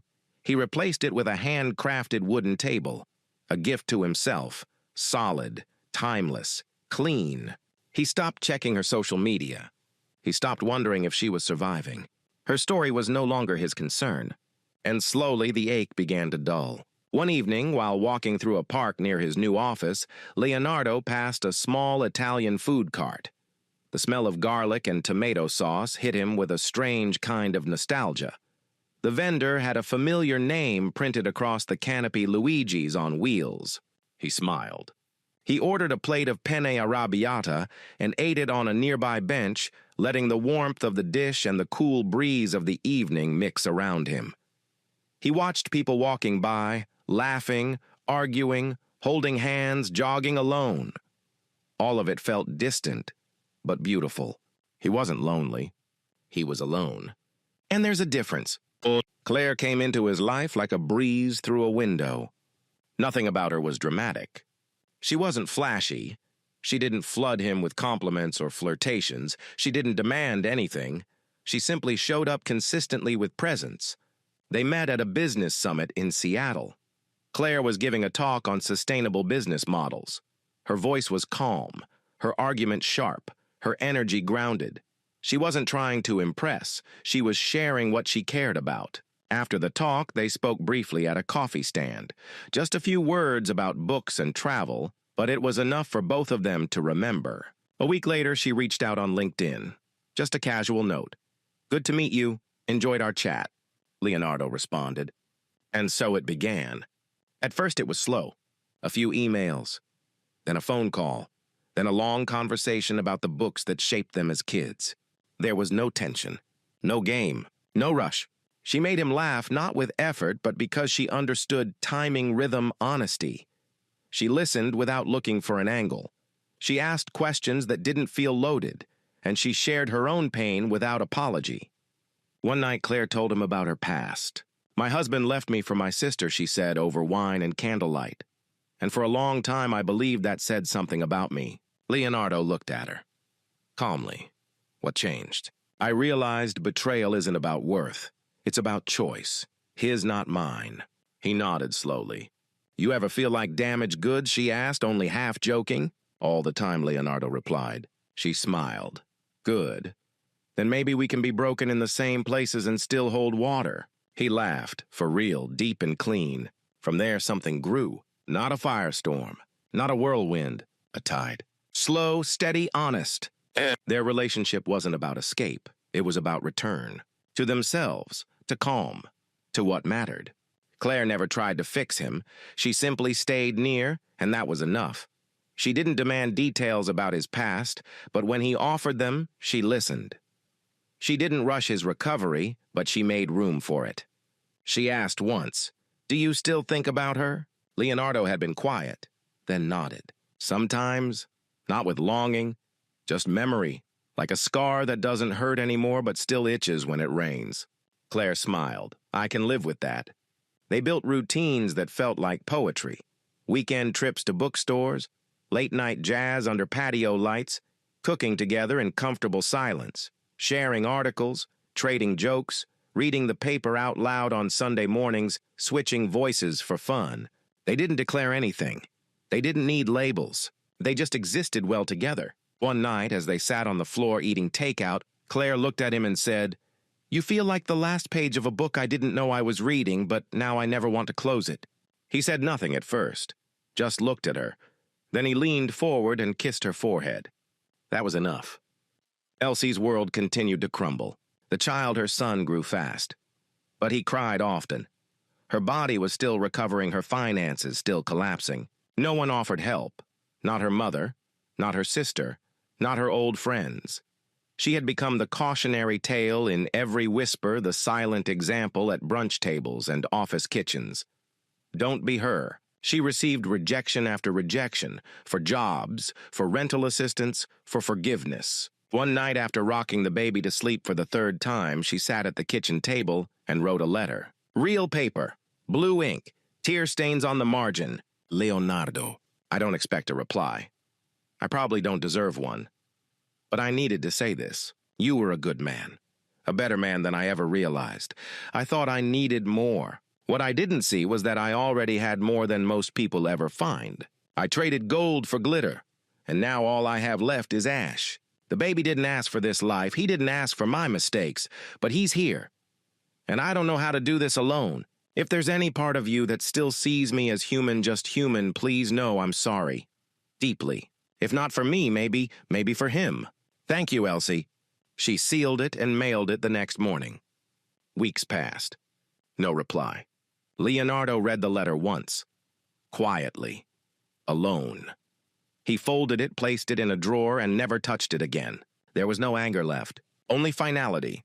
He didn't mention the letter to Claire. He didn't need to. Some stories didn't deserve a second telling. The life Leonardo built now was simple, but full. He sold the old house. He didn't want echoes walking through the halls. He moved into a loft with tall windows and warm light, wood floors, art on the walls that made him feel something, a kitchen that made him want to cook, a living room made for quiet mornings and jazz. Claire moved in months later, not because they needed to, but because it felt right. She opened a boutique bookstore and cafe downtown. Leonardo helped her with the launch. They named it Light and Tide. He still consulted Ethics Business Recovery Board strategy, but on his own schedule, with clients he respected. No more corporate warfare, no more 3 a.m. emails. They had dinner on the balcony at least once a week. No phones, no distractions, just food, wine, and each other. Some nights, Leonardo would watch Claire reading across the room and think this is what peace looks like. He'd once believed his life was over. Now he understood. It was only beginning. The sky above Florence was slate gray the morning Leonardo returned.